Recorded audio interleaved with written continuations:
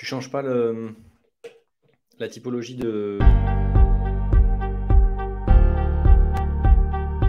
Normalement, là, c'est en diffusion.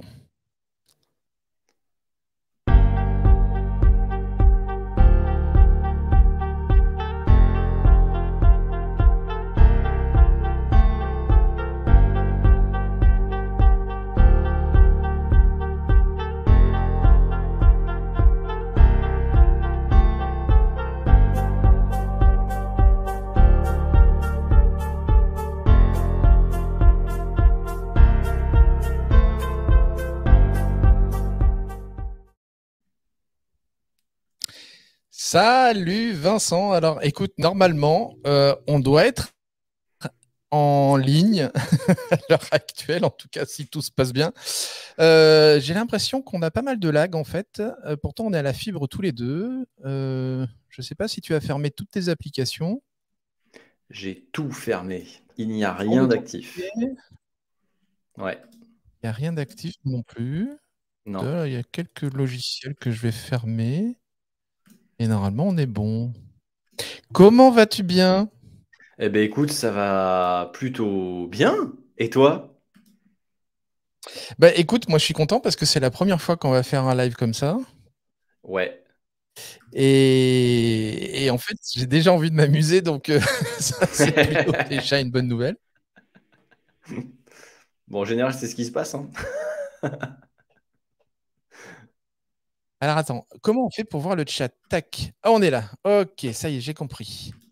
Il y a Oh chat là là, il privé, va il y a falloir qu'on s'habitue commentaires. un petit peu à ce... Il y a Dimitri, Ouais, il y a chat bonjour. privé, il y Et a commentaire. Facebook user.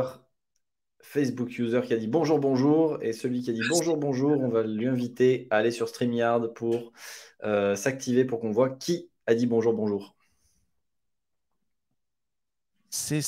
Attends, voilà, c'est ça que j'avais pas. Voilà, oui, alors ça c'est la particularité de StreamYard. Vous cliquez sur le lien qui est au-dessus du live là, et du coup vous allez, StreamYard va vous demander de vous activer, de vous faire reconnaître pour que ça fonctionne bien et pour que nous on puisse avoir votre nom. Donc voilà. À ce moment-là, c'est Marie. Bah ouais. Alors le problème, c'est qu'il risque d'y avoir beaucoup de Facebook users. Donc après, je ne sais pas qui sera Marie ou qui sera pas Marie. Franchement, allez sur StreamYard, faites-vous reconnaître une bonne fois pour toutes, et puis comme ça, on sera tranquille. Bon, mais ça a l'air de fonctionner. Vous me direz si la qualité à la fois audio et à la fois vidéo est bonne. Moi, j'ai l'impression d'avoir quand même quelques lags de mon côté, ce qui est bizarre parce que je suis avec de la fibre, comme on le disait tout à l'heure.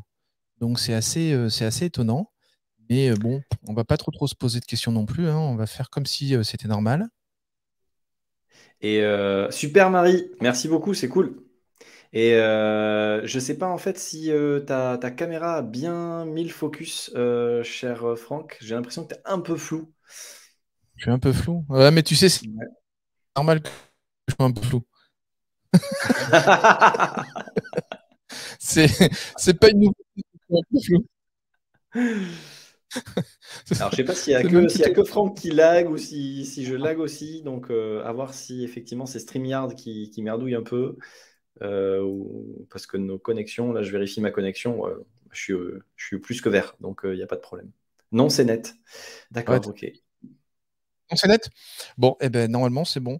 De toute façon, encore une fois, Toi, là, avec la parfait. Ok, technologie, ben voilà. Donc, il n'y a que toi qui es toi, flou, Franck, hein. il n'y a que moi qui suis flou. Eh, regarde un peu, Ouais. avec ça. Pas un peu plus net, là. Ah, yes.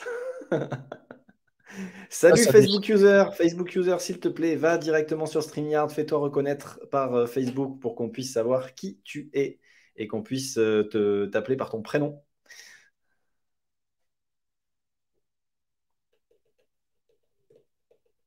Ouais, ça va prendre juste que 3 minutes, hein, pour même pas quelques Même secondes pour pas. aller sur StreamYard Ouais. et puis cliquer sur le bouton, comme ça vous êtes peinard. Et puis nous, on Mhm. pourra vraiment communiquer avec vous et ce sera bien plus sympa. Euh, Du coup, dites-moi vraiment, ouais, si ça lag, j'ai l'impression exact, tu lags un peu. Donc, effectivement, ça peut peut-être venir de chez moi. Ce qui est bizarre, encore une fois, parce que, alors après, je suis chez Free. Alors, peut-être que c'est parce que je suis chez Free, hein, c'est possible aussi. J'en sais rien. Je suis chez Mais Free aussi, hein. Donc, chez Free aussi. ouais. Bah écoute, c'est quand même bizarre. Donc, bah écoute, on va voir un peu si ça vient de là ou pas. On verra, c'est pas grave.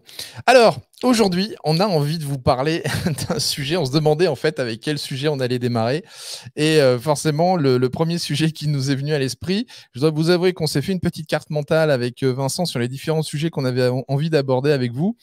Et on est arrivé déjà, je sais pas, ça nous a pris 5-8 minutes peut-être, et on est arrivé déjà à 18 sujets. Hein, c'est ça. C'est ça. Et j'en ai rajouté un aujourd'hui. Et t'en as rajouté aujourd'hui. Ok, Oui. donc voilà. Donc on est déjà à 18 sujets. Ça vous fait déjà 18 lives. J'espère que vous les aimerez. En tout cas, le premier sujet, on se disait que c'était probablement celui, évidemment, du syndrome de l'imposteur. Parce que c'est un sujet qui est particulièrement récurrent. En tout cas, aujourd'hui, à chaque fois qu'il y a des débutants ou à chaque fois que... Et encore, c'est marrant parce que tu vois, je dis tout de suite débutants, mais en réalité, j'entends des fois encore ça chez beaucoup d'expérimentés. Des gens qui peuvent avoir 5 ou 10 ans d'expérience et qui peuvent continuer à ressentir ce type de problématique. Donc, je pense que c'est un sujet qui était important d'aborder et sur lequel, en fait, je pense qu'on va passer une petite heure. On a prévu à peu près entre 1 heure, max 1 heure et demie avec vous. Donc on ne va pas non plus vous retenir toute la soirée. Hein. L'idée, c'est d'essayer de communiquer avec vous et surtout que vous nous disiez d'abord si le sujet vous parle. Ça grésille? Non, je disais salut à Estelle. Ah, salut Estelle. Oui, je viens de la voir. Et du coup, que vous communiquez effectivement par l'intermédiaire des commentaires, ou alors si vraiment il y en a un qui veut venir nous parler, on a un système là. Moi, j'ai ma super ma super installation vidéo qui est totalement floue, et ça j'ai bien compris que c'était bien flou, mais qui me permet quand même de recevoir et de faire passer en direct des appels.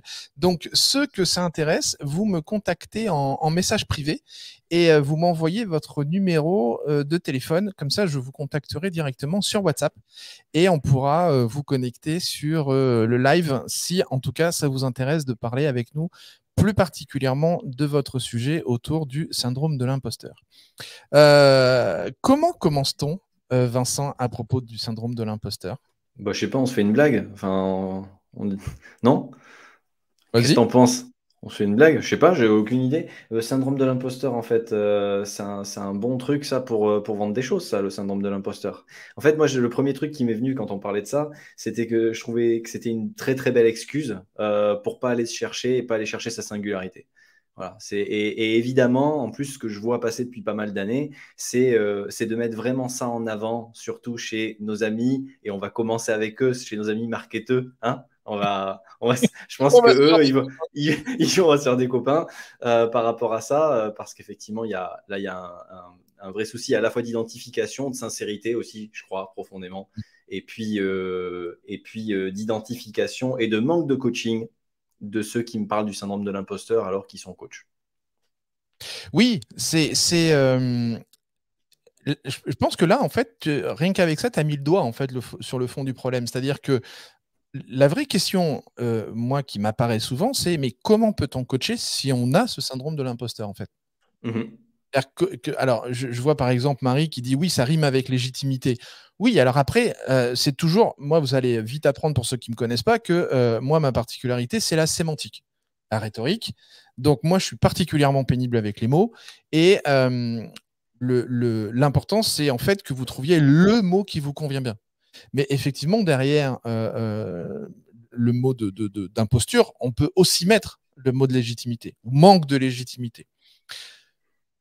Moi, la question qui vient me percuter tout le temps, c'est effectivement quelqu'un qui est dans ce manque de confiance en lui, ce manque presque d'estime pour lui-même.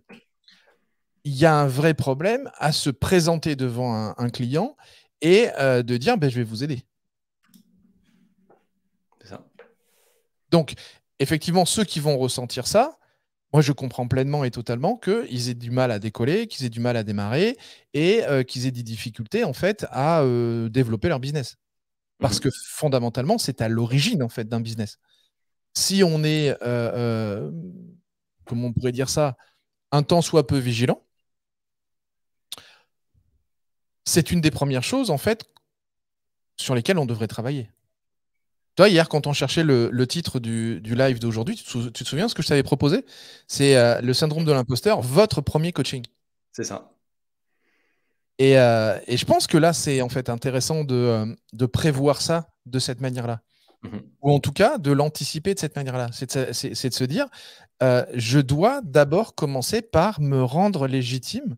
Et en fait, me rendre légitime par rapport à qui? Par rapport à moi-même, en fait. C'est ça. Et là, tu remets un élément essentiel par rapport à ça. Tu disais que tu étais casse-pompon sur l'étymologie des mots et sur la sémantique. Et effectivement, quand on reprend l'étymologie de légitimité, ça vient de conforme à la loi. Et là, tout un coup, quand on est sur ces sujets-là, la plupart des bébés coachs, coachs débutants et même les plus avancés ont oublié que quand on est coach, la loi, c'est nous. Ben oui. C'est pas l'extérieur, c'est même pas l'école de coaching, c'est pas ce qu'on a dit chez ICF, chez EMCC, chez SF Coach, chez Bidule, machin, truc, émuche. C'est autant, on va reprendre ce que disait Alain Cardon un jour, c'est autant de coachs, autant de façons de coacher, autant de coaching. Et donc là, c'est pour vous, la question, elle est essentielle, c'est quelle est votre loi?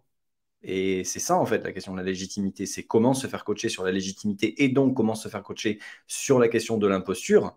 Ben, il suffit tout simplement, j'allais dire ça aussi simplement que ça parce que ça pourrait être réglé en 5 minutes. Tout simplement, c'est quoi votre loi? C'est quoi votre code? Et pour certains, comme pour des gens comme Franck et moi, un peu notre code, c'est de pas en avoir, quoi. Moi, pour ceux qui ne le savent pas, je viens de l'hypnose. Et une chose qu'on répète en fait tout le temps en hypnose en parlant de l'inconscient, c'est que la logique de l'inconscient, c'est de pas en avoir. Donc moi, j'aime bien en fait ce paradoxe. Et donc, j'aime bien le paradoxe aussi du coaching ou de la thérapie. Et là-dessus aussi, c'est des sujets qu'on abordera parce que je pense qu'on est un peu décalé aussi par rapport à ça. En tout cas, par rapport à la doxa aujourd'hui autour du coaching. Je pense que clairement, il y a une doxa, ça j'en suis convaincu, sur toutes les fédérations qui existent, que je ne vais pas citer parce que je n'ai pas envie de me faire des ennemis, mais qui sont déjà bien présent de toute façon, en tout cas qui se rappelle à moi régulièrement sur LinkedIn ou ailleurs. Mais effectivement, je pense que dans le coaching, une des règles, c'est effectivement de ne pas en avoir. Et que moi, je me rappelle un de mes premiers enseignants en hypnose qui disait, et pour ça, il paraphrasait Bandler, le créateur de la PNL, qui disait « fais ce qu'il faut pour que ça marche ». Donc, si la règle, c'est fait ce qu'il faut pour que ça marche, et donc de ne pas avoir de règles, bah, j'entends ceux qui disent oui, mais il y a un danger, il y a un risque pour la santé mentale du client, pour pas faire n'importe quoi, etc., etc. Mais même là, il y a des sujets qui sont excessivement intéressants et puissants sur, mais ça veut dire quoi faire n'importe quoi en fait? Quand on voit, par exemple, qu'en hypnose, une des techniques qui s'appelle le Shaggy Dog ou la salade verbale, c'est de dire n'importe quoi, parce qu'on part d'un principe, c'est que l'inconscient du client, voire même le conscient du client, va de toute façon chercher une certaine logique à ce qu'on est en train de dire. Dans ces cas-là, si je m'autorise à dire n'importe quoi, hein, je ne peux pas savoir si c'est bien ou mal pour mon client, puisque c'est n'importe quoi. C'est ça. Donc, Exactement. tu vois, en fait, moi, je trouve ça hyper intéressant. Tu vois. Là, on touche presque à l'épistémiologie du coaching. Oui, c'est exactement ça. C'est exactement ça. Des éléments comme Viktor Frankl qui adressait ça en logothérapie sur la question du sens, où quoi qu'il arrive, un être humain cherchera constamment du sens à ce qui lui arrive. Donc en fait, tu peux faire ta salade en fait que tu veux. Lui, il va capter sur le milliard d'informations disponibles, il va capter juste les quelques informations qui vont correspondre à ce dont il a besoin. Donc en fait, on s'en fout. C'est clair. Et ce qui est marrant, c'est que, enfin, ce qui est marrant, oui, ce qui est marrant, c'est que comme le client il cherche du sens, notre rôle en fait de coach, c'est de l'aider à trouver ce sens, C'est ça. qui n'est pas le nôtre, C'est qui est ça. le sien. Exact. Donc enfin, Tu vois, quand on commence à réfléchir à des sujets comme ça, on se dit en fait, il n'y a pas de début, il n'y a pas de fin dans une stratégie de coaching. Parce qu'encore une fois, Mhm. tu sais à quel point je suis amoureux de la stratégie. Donc, Mhm. l'important, c'est d'avoir une stratégie. C'est-à-dire qu'effectivement, si je fais n'importe quoi au sens de je fais n'importe quoi parce que je ne maîtrise pas la stratégie, je suis d'accord que là, c'est dangereux. Je suis Ouais. d'accord que là, effectivement, on pourrait, dans le fond, tout à fait se dire il y a un risque de faire du mal ou de faire pire que si on faisait rien. Mhm. Oui, parce que derrière, il n'y a pas de stratégie. Par contre, si on est adepte de la stratégie, voire même des stratagèmes, tu sais à quel point j'aime notamment Giorgio Nardone, Mhm. ben, si on commence à parler des stratagèmes, ça veut bien dire qu'on a une idée derrière la tête de quand on fait quelque chose, on ne le fait pas euh, au petit bonheur la chance. On le fait C'est parce ça. que on est en attente de trouver du sens. Et là, tu rajoutes un élément qui est fondamental hein, dans la dynamique du coach et donc peut-être de la question du syndrome de l'imposteur qui peut être abordée aussi sous cet angle, c'est est-ce que je suis conscient de ce que je fais au moment où je le fais? Oui. Et donc, ça, c'est que la plupart du temps, quand il y en a qui parlent en fait de syndrome de l'imposteur, en fait, c'est que un, donc ils n'ont pas fixé leurs propres lois, et deux, ils ne sont pas vraiment au clair avec ce qu'ils font au moment où ils le font. Et quelque part, pourquoi ils le font et quelle est la dimension qu'ils mettent dans ce stratagème ou cette stratégie-là. Et la difficulté, c'est que, on le sait, toi comme moi, c'est que contrairement à certains qui préparent leur coaching avec les questions qu'ils vont poser et puis même avec certaines écoles qui fixent que si tu n'as pas fait la séance numéro 3 avec tel processus, alors c'est pas bien. Un stratagème de coach, c'est parfois c'est sur l'instant, sur le moment et c'est pas très réfléchi avant. Donc ça signifie que il y a bien cette question de l'entraînement en amont et la question de euh, peut-être des outils, mais surtout de la pratique et de la posture qui comptent beaucoup plus que la question de tiens, je vends ça comment, je fais ça quoi, et puis est-ce que je suis vraiment légitime. Ça, on va dire, c'est le haut de l'iceberg. Mais les vrais sujets, on est en train de les aborder là. Et donc, ce sur quoi les personnes devraient être coachées, surtout les néo-coachs, dans notamment leurs écoles, c'est principalement ces sujets-là. Oui, mais là, on touche à une des problématiques, j'allais dire même à des dérives qu'on voit bien aujourd'hui. C'est le nombre Mhm. de coachs qui sortent des écoles et qui n'ont jamais coaché, en fait. C'est-à-dire qu'ils ont C'est appris des ça. techniques, mais ils n'ont jamais expérimenté en local à l'intérieur de leur école. Mhm. C'est ça. Enfin, moi, c'est extrêmement commun que j'entende des clients m'expliquer que ce qu'on est en train de dire, par exemple, je dis. Alors, il y a, il y a- il y a- il y a un certain nombre de choses qui se produisent. C'est soit on va me dire, attends, ce que tu es en train de dire, c'est quasiment l'opposé de ce que j'ai appris dans mon école. Mhm. Ça, c'est quand même hyper commun. Ça arrive quasiment à chaque covision du groupe privé. Quasiment à chaque covision, il y a, putain, mais ça, en fait, c'est l'opposé de ce qu'on m'a appris de faire. Ou alors, il y a, mais en fait, ça, j'ai jamais appris. C'est-à-dire, en gros, je savais même pas qu'on pouvait faire ça avec un client. Mhm. Presque, je savais même pas qu'on pouvait oser faire ça avec un client. C'est souvent ça d'ailleurs, hein. Je savais pas qu'on pouvait oser faire ça avec un Je savais client. pas qu'on pouvait oser. Mhm. Mhm. Et si on va sur ce terrain, je pense que modéliser un mec comme Richard Bandler, le co-créateur de la PNL, euh, je pense que c'est une bonne idée. Pas forcément parce que c'est ce que j'ai fait et que ça a marché, mais parce que je Bien pense sûr que si. que ceux qui l'ont fait ont des résultats. C'est-à-dire qu'il y a cette idée que on doit tout se permettre pour que ça fonctionne. Mhm. Et c'est là où moi je rentre pleinement et totalement en désaccord avec beaucoup d'écoles ou beaucoup de syndicats ou beaucoup comment on appelle ça, je ne sais même pas quel nom leur donner, mais des regroupements de coachs, Ouais. etc., qui veulent donner. Tu sais, c'est un peu le côté donner des lettres de noblesse au coaching. Mhm. Et moi, je pense que s'ils étaient plus préoccupés par donner de l'efficacité au coaching plutôt que de donner des lettres de noblesse au coaching, les lettres de noblesse apparaîtraient d'elles-mêmes par l'efficacité qu'on obtient par la stratégie. Et oui. Enfin, moi, c'est ma position. Je ne Mhm. sais pas si tu es d'accord, mais Ben, c'est toujours la question de la conséquence et la question des symptômes. C'est-à-dire que là, la plupart, en fait, se disent, tiens, il y a pas assez de, le coaching n'est pas assez reconnu comme un métier noble et un métier complexe. Et il est d'autant plus complexe qu'on est amené à prodiguer des actions et des stratagèmes qui sont parfois en nous complexes, mais qui doivent paraître simples pour le client. Et donc ça, c'est une dichotomie qu'on a régulièrement en nous.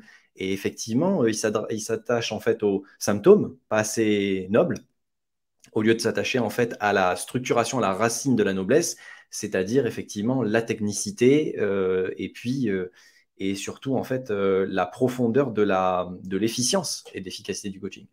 Et ça, c'est évidemment deux postures qui sont complètement antagonistes dans la structure. Parce que eux, disons qu'il y a. Je ne sais pas si on s'écarte un petit peu du syndrome de l'imposteur, mais en même temps, c'est vrai que le syndrome de l'imposteur, C'est lié, hein. Hein, c'est totalement lié, puisque C'est lié, hein. plus il y a une complication en fait du système avec 11 référentiels de 72 machins, etc., plus les gens sont perdus avec ça. Alors qu'en définitive, c'est le pratico-pratique, l'entraînement concret qui amène effectivement à avoir de l'efficacité et de l'efficience. Et souvent, ça passe par des choses qu'on va créer sur le moment. Je pourrais même plus compter le nombre de fois où j'ai créé un outil de coaching ou d'accompagnement au moment même où la personne est en train de venir avec une problématique. Un truc que j'avais jamais appris nulle part. Mais pour ça, ça signifie qu'il y a une posture à déterminer. Donc là, on va revenir vraiment sur la question de l'imposteur. La posture à déterminer, c'est une posture vraiment d'ouverture et une posture qui peut être assez puissante en termes créatifs. Et je ne vais pas commencer à rentrer sur la question des neurosciences, sur la question du néocortex, sur la question de la dynamique de pensée divergente, qui est fondamentale en fait pour un coach. Bah, c'est marrant parce que quand tu parles de posture et d'imposture, tu revenais à l'étymologie tout à l'heure, Ouais. mais la construction du mot, c'est imposture, c'est Oui. le manque de posture. C'est ça. C'est le fait qu'il n'y a pas de posture. Et je pense qu'en Exact. réalité, quand tu disais tout à l'heure que c'était aussi le fait d'établir des règles, je pense qu'effectivement, établir des règles, c'est créer une posture. Ouais, exogène. C'est ça. Et c'est créer des règles du jeu, tu vois, plus que des. C'est comme si en fait on crée un. Donc, règle du jeu veut dire qu'il y a un jeu. Moi, je pense, une posture importante quand on fait du coaching, c'est de rester sur cette notion de jeu, cette notion ludique. Je pense qu'on change plus facilement dans le jeu et dans l'aspect ludique. Ça, j'en suis persuadé. Donc, créer des règles du jeu, mais en réalité, c'est comme si on créait des règles du jeu où on s'autorise à les changer à chaque instant. C'est ça. Mais par Donc, contre, elles sont toujours claires à chaque instant. mais par contre, pour nous, pas forcément pour le client, C'est ça. et pour nous, elles sont claires. C'est-à-dire que pour nous, on peut décider, par exemple, que une séance fera toujours 1 heure, et puis du jour au lendemain, on vient de faire quelque chose, on se rend compte qu'en réalité, au bout de 20 minutes, on a terminé. C'est ça. Bien, tu as encore des coachs qui vont dire maintenant, il va falloir que je fournisse pendant 40 minutes. Exactement. On a eu cette conversation d'ailleurs lors du cercle hier. Ouais. C'était non, mardi. Non, hier, c'était dit, donc non, c'est bien hier. On a eu ce truc-là. Et du coup, c'est drôle parce que effectivement, il y a une posture étrange de dire on a fait le job, on a bien bossé, mais comme il reste 40 minutes, il faut que je fasse ces 40 minutes. C'est ça. C'est étonnant. Et pour ça, effectivement, ça détermine toute une dynamique et donc une structure de posture qui est d'être vraiment plus à l'écoute, donc de façon endogène de la personne que l'on a en face, plutôt que tout un tas de règles exogènes qui ne peuvent pas en fait rentrer dans le moment présent, dans le truc qui est là tout de suite. Et on en parlait avant de rentrer dans cet échange où c'est de la même façon. J'ai fait une séance un peu d'urgence à une personne avant-hier. Ben, on a résolu en 35 minutes ce qu'elle n'avait pas résolu en quelques années, quoi. Donc, et la question, c'est quoi? Ben, une fois qu'on a fait ça, ben, on a fait ça, quoi. Ça y est, c'est fini. On va pas pousser jusqu'à 1 heure, 1h15, tout ça pour meubler, quoi. C'est clair. fini, c'est fait. La personne, elle est là, et puis il y a ça aussi. Donc là, on rentre plutôt dans la technicité. C'est aussi sentir quand on est en posture d'accompagnant, où est-ce que la personne se trouve dans sa propre dynamique de transformation. Et parfois, ça acquiert à 5 minutes, parfois c'est 40 minutes, parfois en fait, ce sera qu'à la deuxième session, parce que ça peut arriver. Hein, on est humain, donc voilà. Et donc, c'est se donner de la liberté, en fait. foutez-vous la paix, en fait, sur la question de Foutez-vous la paix. l'imposture. C'est Ouais, intéressant, foutez-vous la paix, ouais. intéressant ça.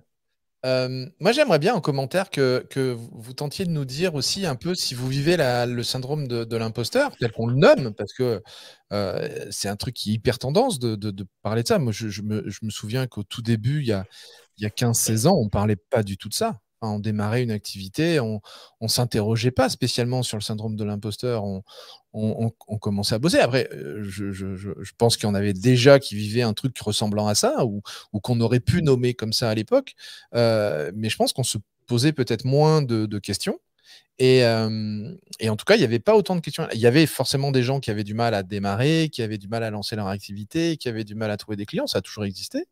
Et je pense que ça existera toujours, parce qu'il y a des gens qui se forment et qui ne sont pas forcément non plus faits pour ce métier, et qui se sont peut-être formés pour eux, ou parce qu'ils pensaient trouver soit des solutions pour eux-mêmes, soit un nouveau job, mais en fait, qui, une fois qu'ils rentrent en pratique, leur correspond pas forcément. Et pour ceux qui veulent vraiment, du coup, aller plus loin, c'est vrai que c'est un truc qui a pris de la tendance. C'est un truc qui, enfin, je crois qu'il n'y a pas une seule journée où sur Internet, je vais pas voir passer soit une story, soit un truc sur Facebook, soit un truc, une vidéo sur YouTube ou quoi que ce soit, qui va en fait parler de ce phénomène-là. Carrément. Il y a Marie qui nous dit, au début de mon activité, je n'osais pas augmenter mes prix. Ben oui. Alors là, c'est intéressant, mais pourquoi tu n'osais pas augmenter tes prix, Marie? Qu'est-ce qui faisait que tu n'osais pas augmenter ses prix? Alors, si en plus on a de la latence et qu'on attend les réponses à chaque fois, ça va être chaud là. Ouais. Sinon, moi je suis en doublon en fait sur Facebook aussi en direct pour voir en fait, c'est Katia qui a parlé effectivement du syndrome de l'imposteur aussi, et qu'aujourd'hui elle lâche prise sur le résultat. D'accord. Attends, si on peut faire ça, je vais le faire aussi. Il n'y a pas de raison qu'il n'y ait que toi qui puisse le faire. Ben ouais. De la justice. Monsieur de la justice. Carrément. Aujourd'hui, je vivais ce syndrome de l'imposteur. Aujourd'hui, je l'ai pris sur le résultat. Ah oui, je le vois aussi. Ah oui, super. Au début de mon activité, je n'osais pas augmenter mes prix. Ouais, super. Parce que je ne reconnais pas ma valeur. Alors, Ouais. j'adore la réponse. J'adore la réponse là. Parce que là déjà, rien que sur ça, on aurait pu coacher. Enfin, si Marie, t'as sans doute été coaché d'ailleurs hein, sur ce truc-là, mais la question de ma valeur ou la valeur de mes compétences. Rien que sur cette réponse-là, il y a 1 million de choses à coacher derrière. C'est clair. La confusion entre qui je suis, ce que je fais, comment je le fais, ce que je donne et ce que je reçois. Ouais, tu ne reconnaissais pas. Ouais. Il y a un truc souvent, la vraie question, souvent, quand il y a ce type de demande un peu originelle, c'est-à-dire la première qui vient, en disant oui, j'ai identifié, j'ai le syndrome de l'imposteur, je n'ose pas augmenter mes prix, j'ose pas faire ci, j'ose pas faire ça, etc. Il y a toujours un peu cette question en fait où je me dis, mais en fait ça c'est pour ça que le titre n'était pas choisi que pour être un peu provoquant quand je dis bullshit, mais c'est parce qu'en fait tout ça c'est quand même toujours lié à la narration de la personne, enfin la narration Exact. la personne qui continue à se raconter des histoires autour de justement ce qui lui fait peur ou ce qu'elle n'ose pas faire, ou etc., etc. Mais en réalité, et ça renvoie à une conférence que j'ai vue il n'y a pas très longtemps. J'étais en déplacement sur le séminaire de Martin Latulippe, et il y a un gars qui est monté sur scène, un Québécois, je ne me rappelle pas son nom. J'ai bien aimé une de ses façons, d'ailleurs, il était assez disruptif, donc forcément j'ai bien aimé. Et il était en mode, il parlait notamment de confiance en soi, et il disait la confiance en soi, c'est du bullshit. Et moi, j'ai beaucoup aimé parce que ça c'est aussi un truc qu'on a abordé hier, comme quoi, tu vois, on tourne toujours autour des mêmes sujets, hein, mine de rien. Parce qu'en réalité, la confiance en toi, c'est lié à l'histoire que tu te racontes. Et que la confiance en toi, elle est toujours liée, en fait, à comment les gens te perçoivent. C'est-à-dire que avoir confiance en soi, c'est par rapport à la peur du jugement. C'est par rapport à la peur de l'extérieur. Donc, si à un moment, il y a cette libération du regard des autres, je pense que la confiance en soi, c'est plus un sujet. C'est ça. Je pense que l'imposture, c'est plus un sujet. Exact. Parce que l'imposture, elle vient bien à un moment ou un autre de j'ai peur que mon client me juge par rapport à la pratique que je vais avoir sur lui. Mhm. Alors qu'en réalité, le client, il n'y connaît rien au coaching. Il ne sait pas ce qu'on doit faire ou ce qu'on ne doit pas faire ou quoi que ce soit. C'est ça. Ça me fait penser à un truc autour du théâtre.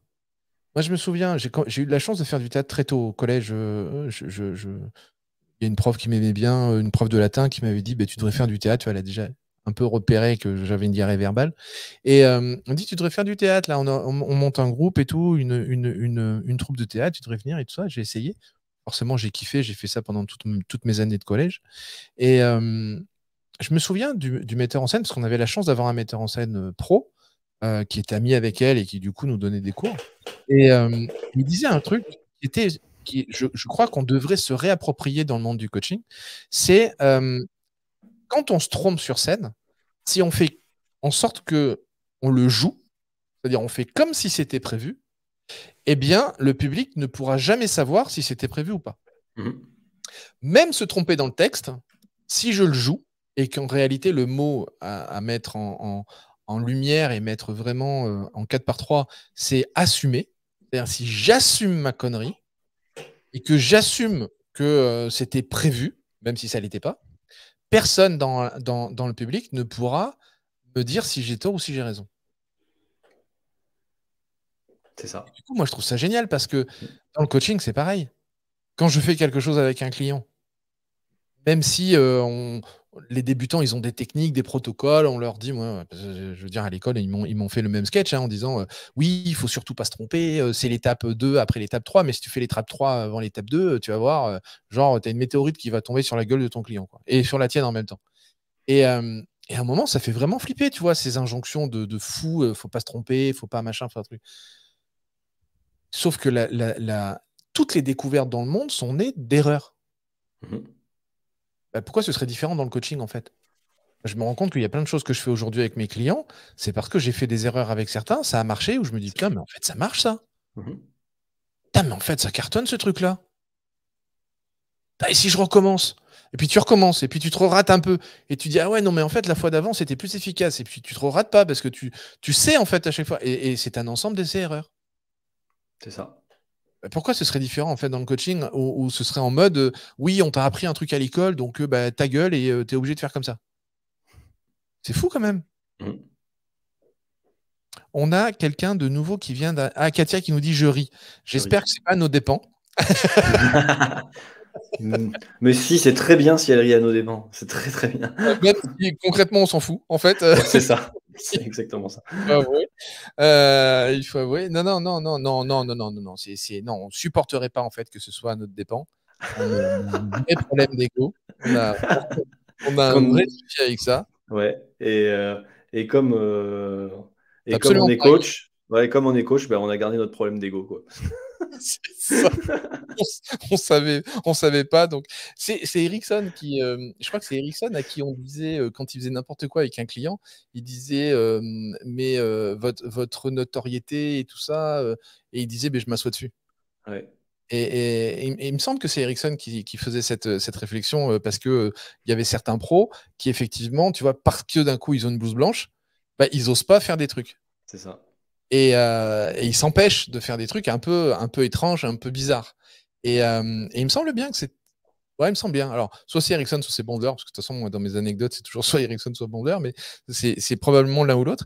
Et c'est vrai que dès que tu commences à lâcher un peu cette perception de comment les autres vont voir ce que tu fais, vont percevoir Mhm. ce que tu fais, putain, ça te donne une liberté de dingue, en fait.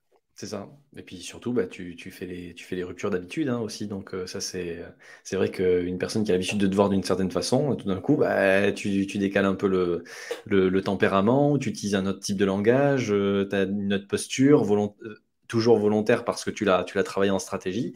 Et tout d'un coup, effectivement, c'est là où il y a c'est là où il y a de belles avancées, et souvent très rapidement. Et par rapport à ce dont tu parlais tout à l'heure, il y a, je pense que vraiment la première difficulté de l'ensemble de ceux qui se disent avoir un syndrome de l'imposteur, c'est qu'il y a ce référentiel exogène qui est beaucoup, beaucoup trop présent.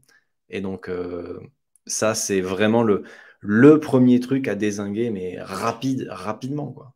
Parce qu'à partir de là, voilà, on peut se foutre de notre gueule et du coup, on s'en fout.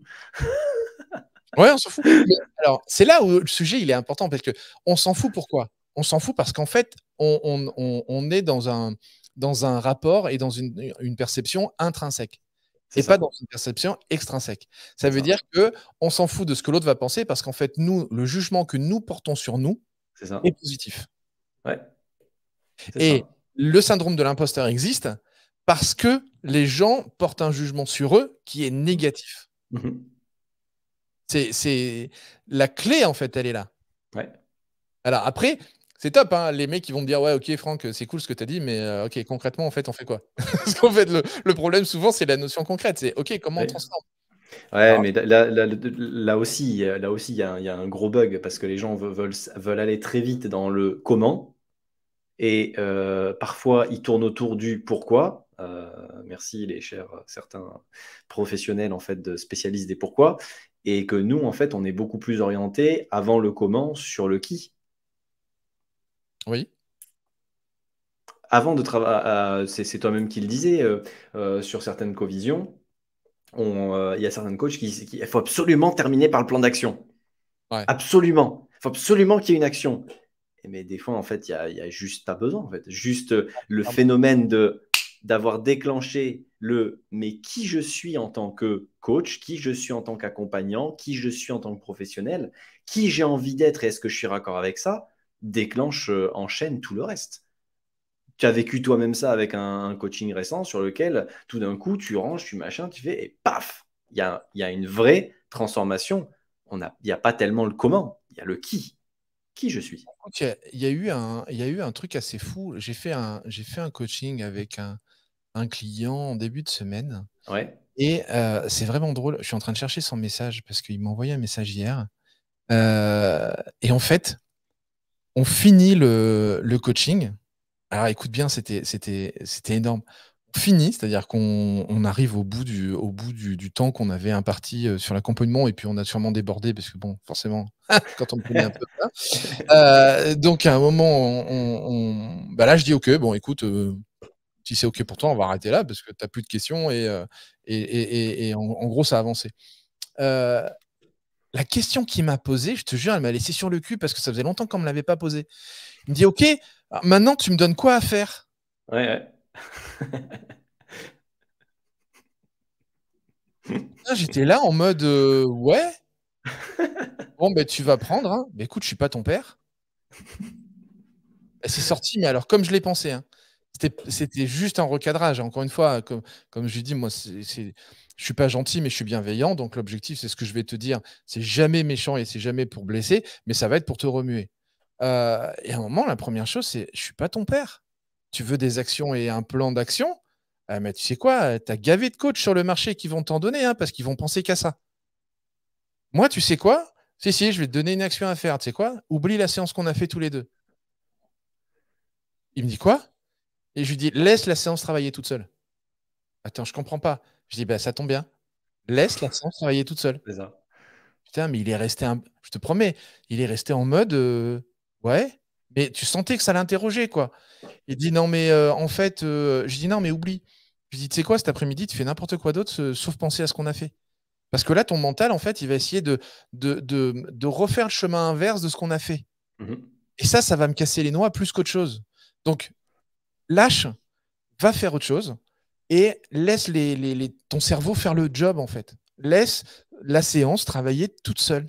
Tu n'as pas besoin de la prendre par la main en lui disant ah oui, mais je dois faire ci, je dois faire ça, je dois faire truc. Et il m'envoie un message. Attends, hop, je vais le mettre là, ce sera plus grand. Il me dit un petit retour un peu plus à froid sur la séance d'hier. Ça a beaucoup remué et c'était pas confortable à la sortie de la séance. J'ai beaucoup cogité. Et du coup, j'ai adoré, tu vois, ce retour-là.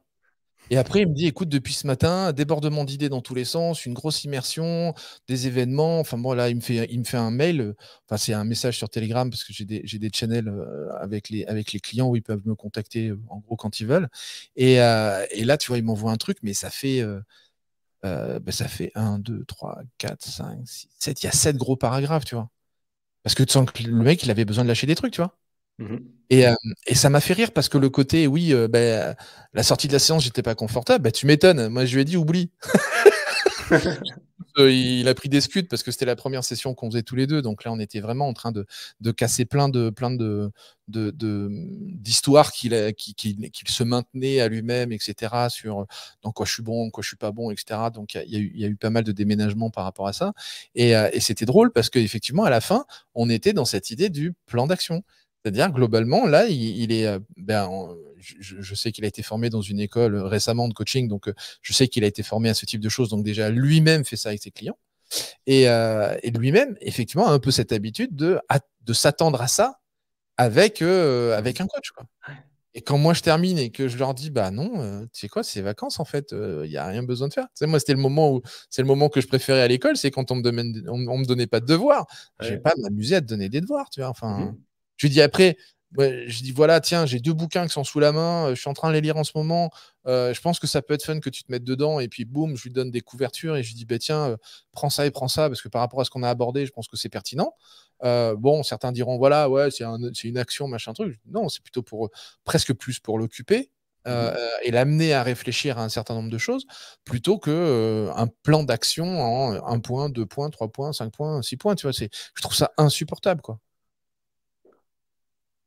Même si ça peut avoir son intérêt, attention, hein, parce que quand je Mhm. dis c'est insupportable, je dis pas c'est insupportable tout le temps. Dans ce cas précis, c'était insupportable de dire il faut absolument passer par le plan d'action, parce que ça n'avait pas de sens. Par contre, dans d'autres coachings, dans d'autres accompagnements, oui, ça peut avoir énormément de sens de dire bah, écoute, moi maintenant, je vais te demander. Tiens, je te donne l'exemple d'un client qui avait besoin de travailler sur sa confiance en lui. Il habitait à Paris. Je lui dis bah, écoute, on va faire un exercice, c'est l'exercice du bateau. C'est quoi ce truc-là? Je dis, bah, écoute, tu vas les Champs-Élysées et puis tu vas marcher dans les Champs-Élysées. Et ce que je sais dans les Champs-Élysées, c'est qu'il y a beaucoup de monde, surtout un samedi quand il y a les gens qui vont faire leurs courses. Et je lui dis, bah, ce que tu vas faire, c'est que tu vas en fait imaginer devant toi une sorte de. Alors, je vais essayer de le faire avec la caméra, c'est laquelle Non, l'autre. Ouais, c'est là. Ouais, il y en a deux, c'est pour ça. J'ai dit, tu vas imaginer devant toi la proue du bateau, mais tu vas imaginer que la proue du bateau, c'est comme si tu balançais ton énergie et tes pensées devant toi. Et t'imagines en fait que ça fait un truc juste devant toi, devant. Et que ça, en fait, ça prolonge ton aura, ça prolonge ton énergie au-delà de toi. Parce que on avait été se promener, moi j'habite à Limoges, il avait fait une session ici, on avait été se promener dans la rue, et moi quand je marchais, les gens s'écartaient. C'est pas que je suis plus gros que lui et tout, parce qu'on avait le même gabarit. C'est juste qu'il y avait les gens, en fait, me captaient de plus loin et puis ils me laissaient passer, quoi, en gros. Et lui, par contre, les gens le bousculaient. Tu vois, c'était à lui de se déplacer, tu vois, sur la rue et tout. Et ben oui, là, on a eu pas un plan d'action, mais il y a eu une action, ça a été de lui dire, bah, tu vas à tel endroit. Donc, c'était sur les Champs-Élysées, puisqu'il rentrait chez lui. Et je lui dis, tu vas marcher et ton rôle, c'est d'arrêter de faire le gymkhana, tu vois, de passer d'un côté à l'autre. C'est plus à toi d'éviter les gens, ça va être aux gens, en fait, de t'éviter. Et ce qui est vachement rigolo, c'est que ça marche vachement bien. C'est que à partir du moment où il a imaginé cette proue du bateau, il y avait une nouvelle intention qui se mettait en œuvre. Et en fait, il se rendait compte que les gens s'écartaient. C'est inexplicable, hein. Alors là, je sais pas ce que c'est. Il y a des gens qui pourraient mettre probablement plein de théories quantiques, parce que c'est très à la mode, derrière tout ça. Moi, je m'en foutais. C'était juste, OK, on va faire une action. Et c'était de lui faire expérimenter ce que c'était que prendre du pouvoir, quoi. Tu vois, reprendre déjà son pouvoir à lui, quoi. Et effectivement, là, c'était intéressant de mettre en place une action parce qu'il en avait besoin pour faire quelque chose.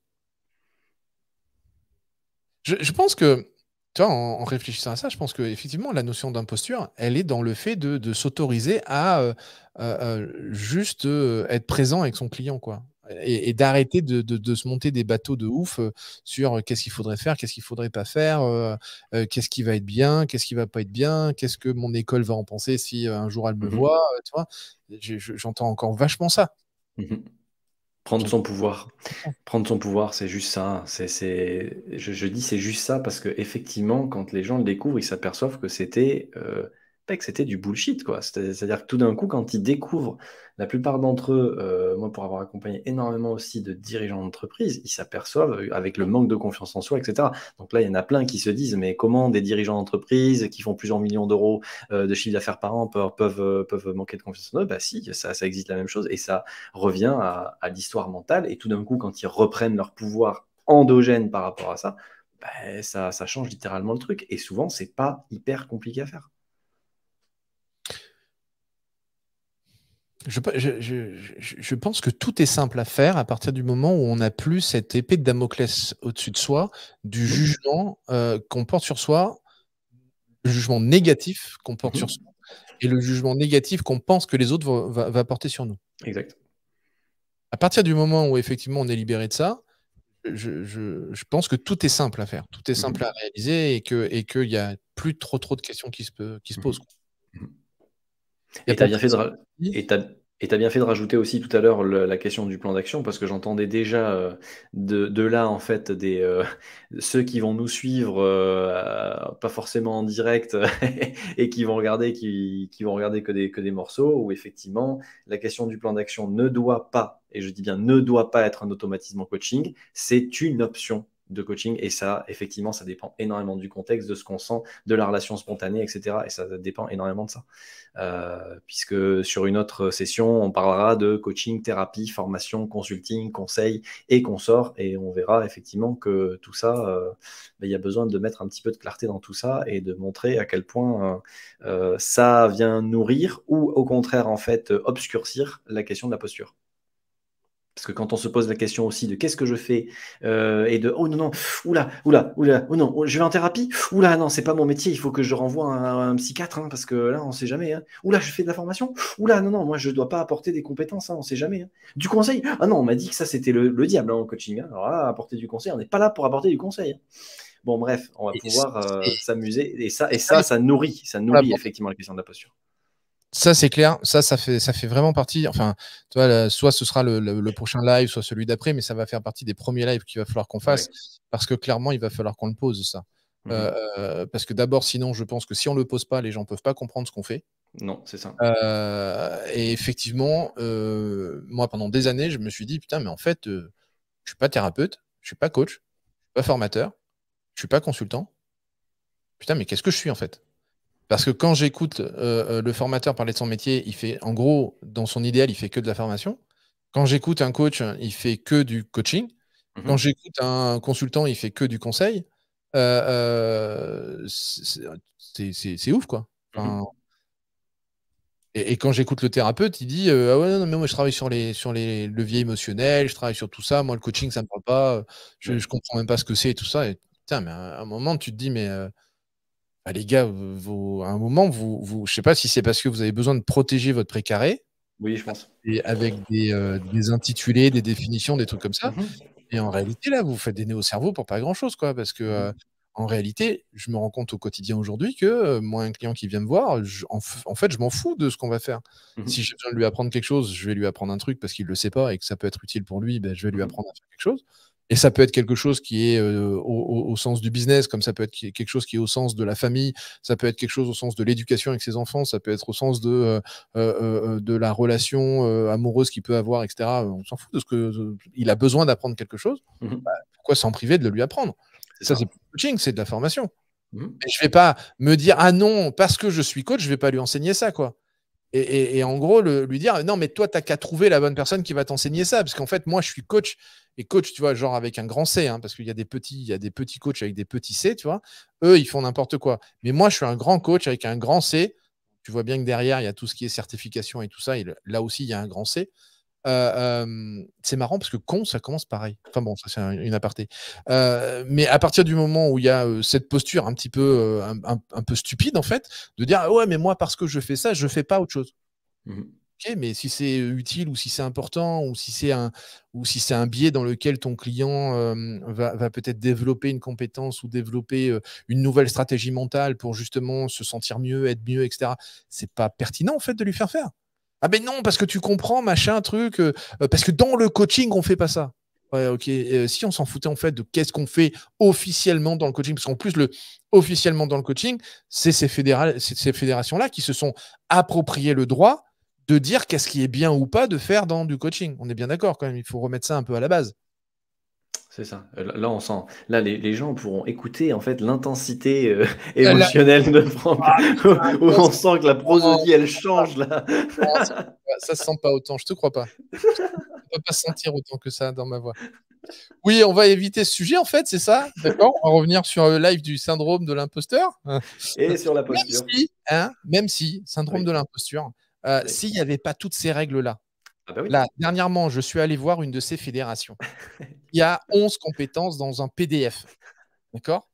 Il y a 11 putains de compétences dans un PDF. L'autre jour, je discute avec un gars avec qui on s'est plus ou moins disputé sur LinkedIn. Le mec, il me dit je tiens quand même à t'appeler au téléphone parce que, écoute, j'ai vraiment été surpris de l'échange qu'on a eu. En plus, je pense que si ça se trouve, en fait, on est d'accord, tout ça, machin. Donc, je voulais quand même éclaircir les choses. Et puis, par commentaire interposé, ça se trouve, on s'est mal compris.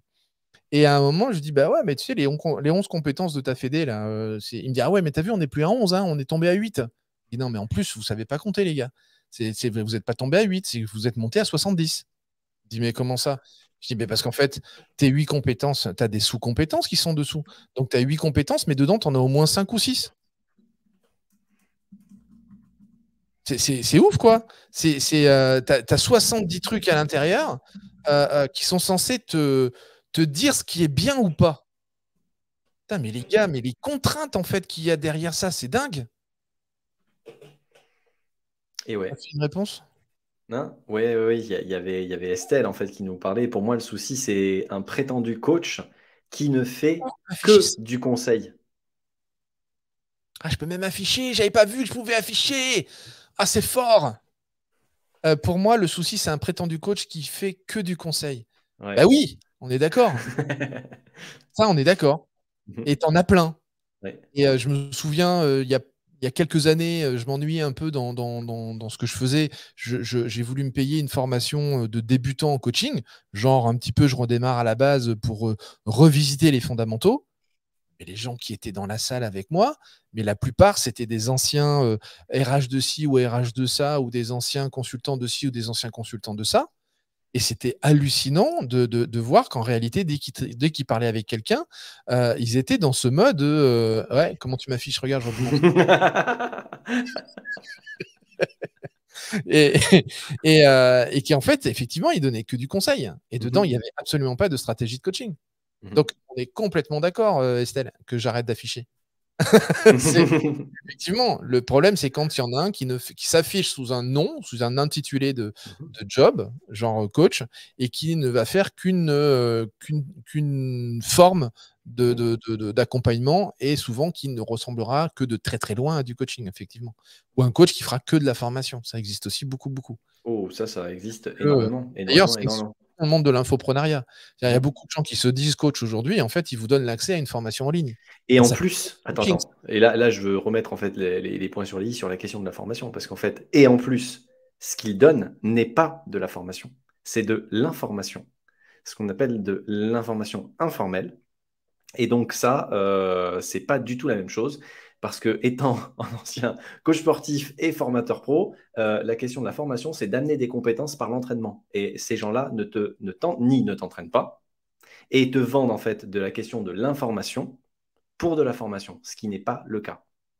Ce qui n'est pas le cas. Une formation professionnelle, ou une formation, quoi qu'il en soit, c'est d'apporter en fait des compétences. Donc en fait, méfiez-vous de ça, parce qu'effectivement, l'infoprenariat, ça porte bien son nom, ce sont des entrepreneurs qui vendent de l'information. Ouais. Et ça, c'est pas pareil. Et c'est pas la même chose. Et c'est pas la même chose, parce que pour être formateur pro, ça demande, et il n'y a pas besoin d'avoir de diplôme et de passer de diplôme pour être formateur pro, il suffit d'être juste un tout petit peu cadrant et cadré. Et effectivement, il y a des questions sur la structuration, il y a des questions sur l'entraînement, il y a des questions sur les critères, il y a des questions sur le réentraînement, il y a des questions de débriefing, enfin bref, il y a pas mal de trucs qui prennent en compte, et ça ne se fait pas one again, one shot. Surtout sur des parties qu'on appelle les soft skills, c'est-à-dire toutes les compétences relationnelles. Et ça, c'est un peu touchy à faire, parce qu'autant quand on fait une formation Excel, on peut dire, bah ouais, si tu sais pas faire ta macro VBA, bah tu sais pas la faire, hein, c'est 0 ou 1. autant la question de la posture sur comment tu fais le décadrage de ce client-là, en fait, qui arrive avec cette problématique de syndrome de l'imposteur, mais qui a plutôt, on va le sortir bientôt avec le quiz, une typologie d'action dans le monde qui est plutôt orientée sur plutôt que sur, eh ben, on ne va pas l'adresser avec la même stratégie. Eh ben ça demande un petit peu de pratique, quoi. Bah oui, mais c'est parce qu'il y a un nouveau, il y a un nouvel Eldorado, il y a un nouveau Far West en fait.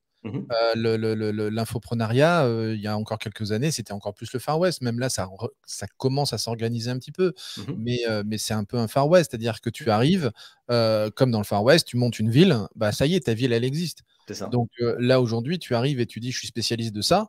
Bah, tu es spécialiste de ça. On va pas dire si c'est vrai ou si c'est faux. Avant, quand tu étais un peu, je dis avant, tu vois, ça fait un peu old school quand je dis ça, Oui. mais quand tu t'installais et que tu pratiquais, on savait si tu étais bon quand tu avais déjà 2-3 ans d'expérience et que tu avais déjà vu 200-300 clients, quoi. C'est ça. C'était un peu la base. Quand j'ai commencé, moi, je faisais à peu près 500-600 consultations par an. Aujourd'hui, quand je parle à un coach et qu'il me dit qu'il en fait 50 ou 60 par an, je me dis, c'est pas normal que ce soit divisé par 10. Oui. C'est pas normal. Il y a un truc bizarre quand même. Il y a un truc bizarre. Donc, effectivement, il y a un nouveau. C'est un mélange entre un Far West et un Eldorado. Parce que comme il y a beaucoup d'argent à se faire effectivement sur Internet, il y a aussi beaucoup de dérives. C'est-à-dire des gens qui n'ont aucune connaissance en pédagogie. Moi, je viens des sciences de l'éducation. J'ai un master en sciences de l'éducation.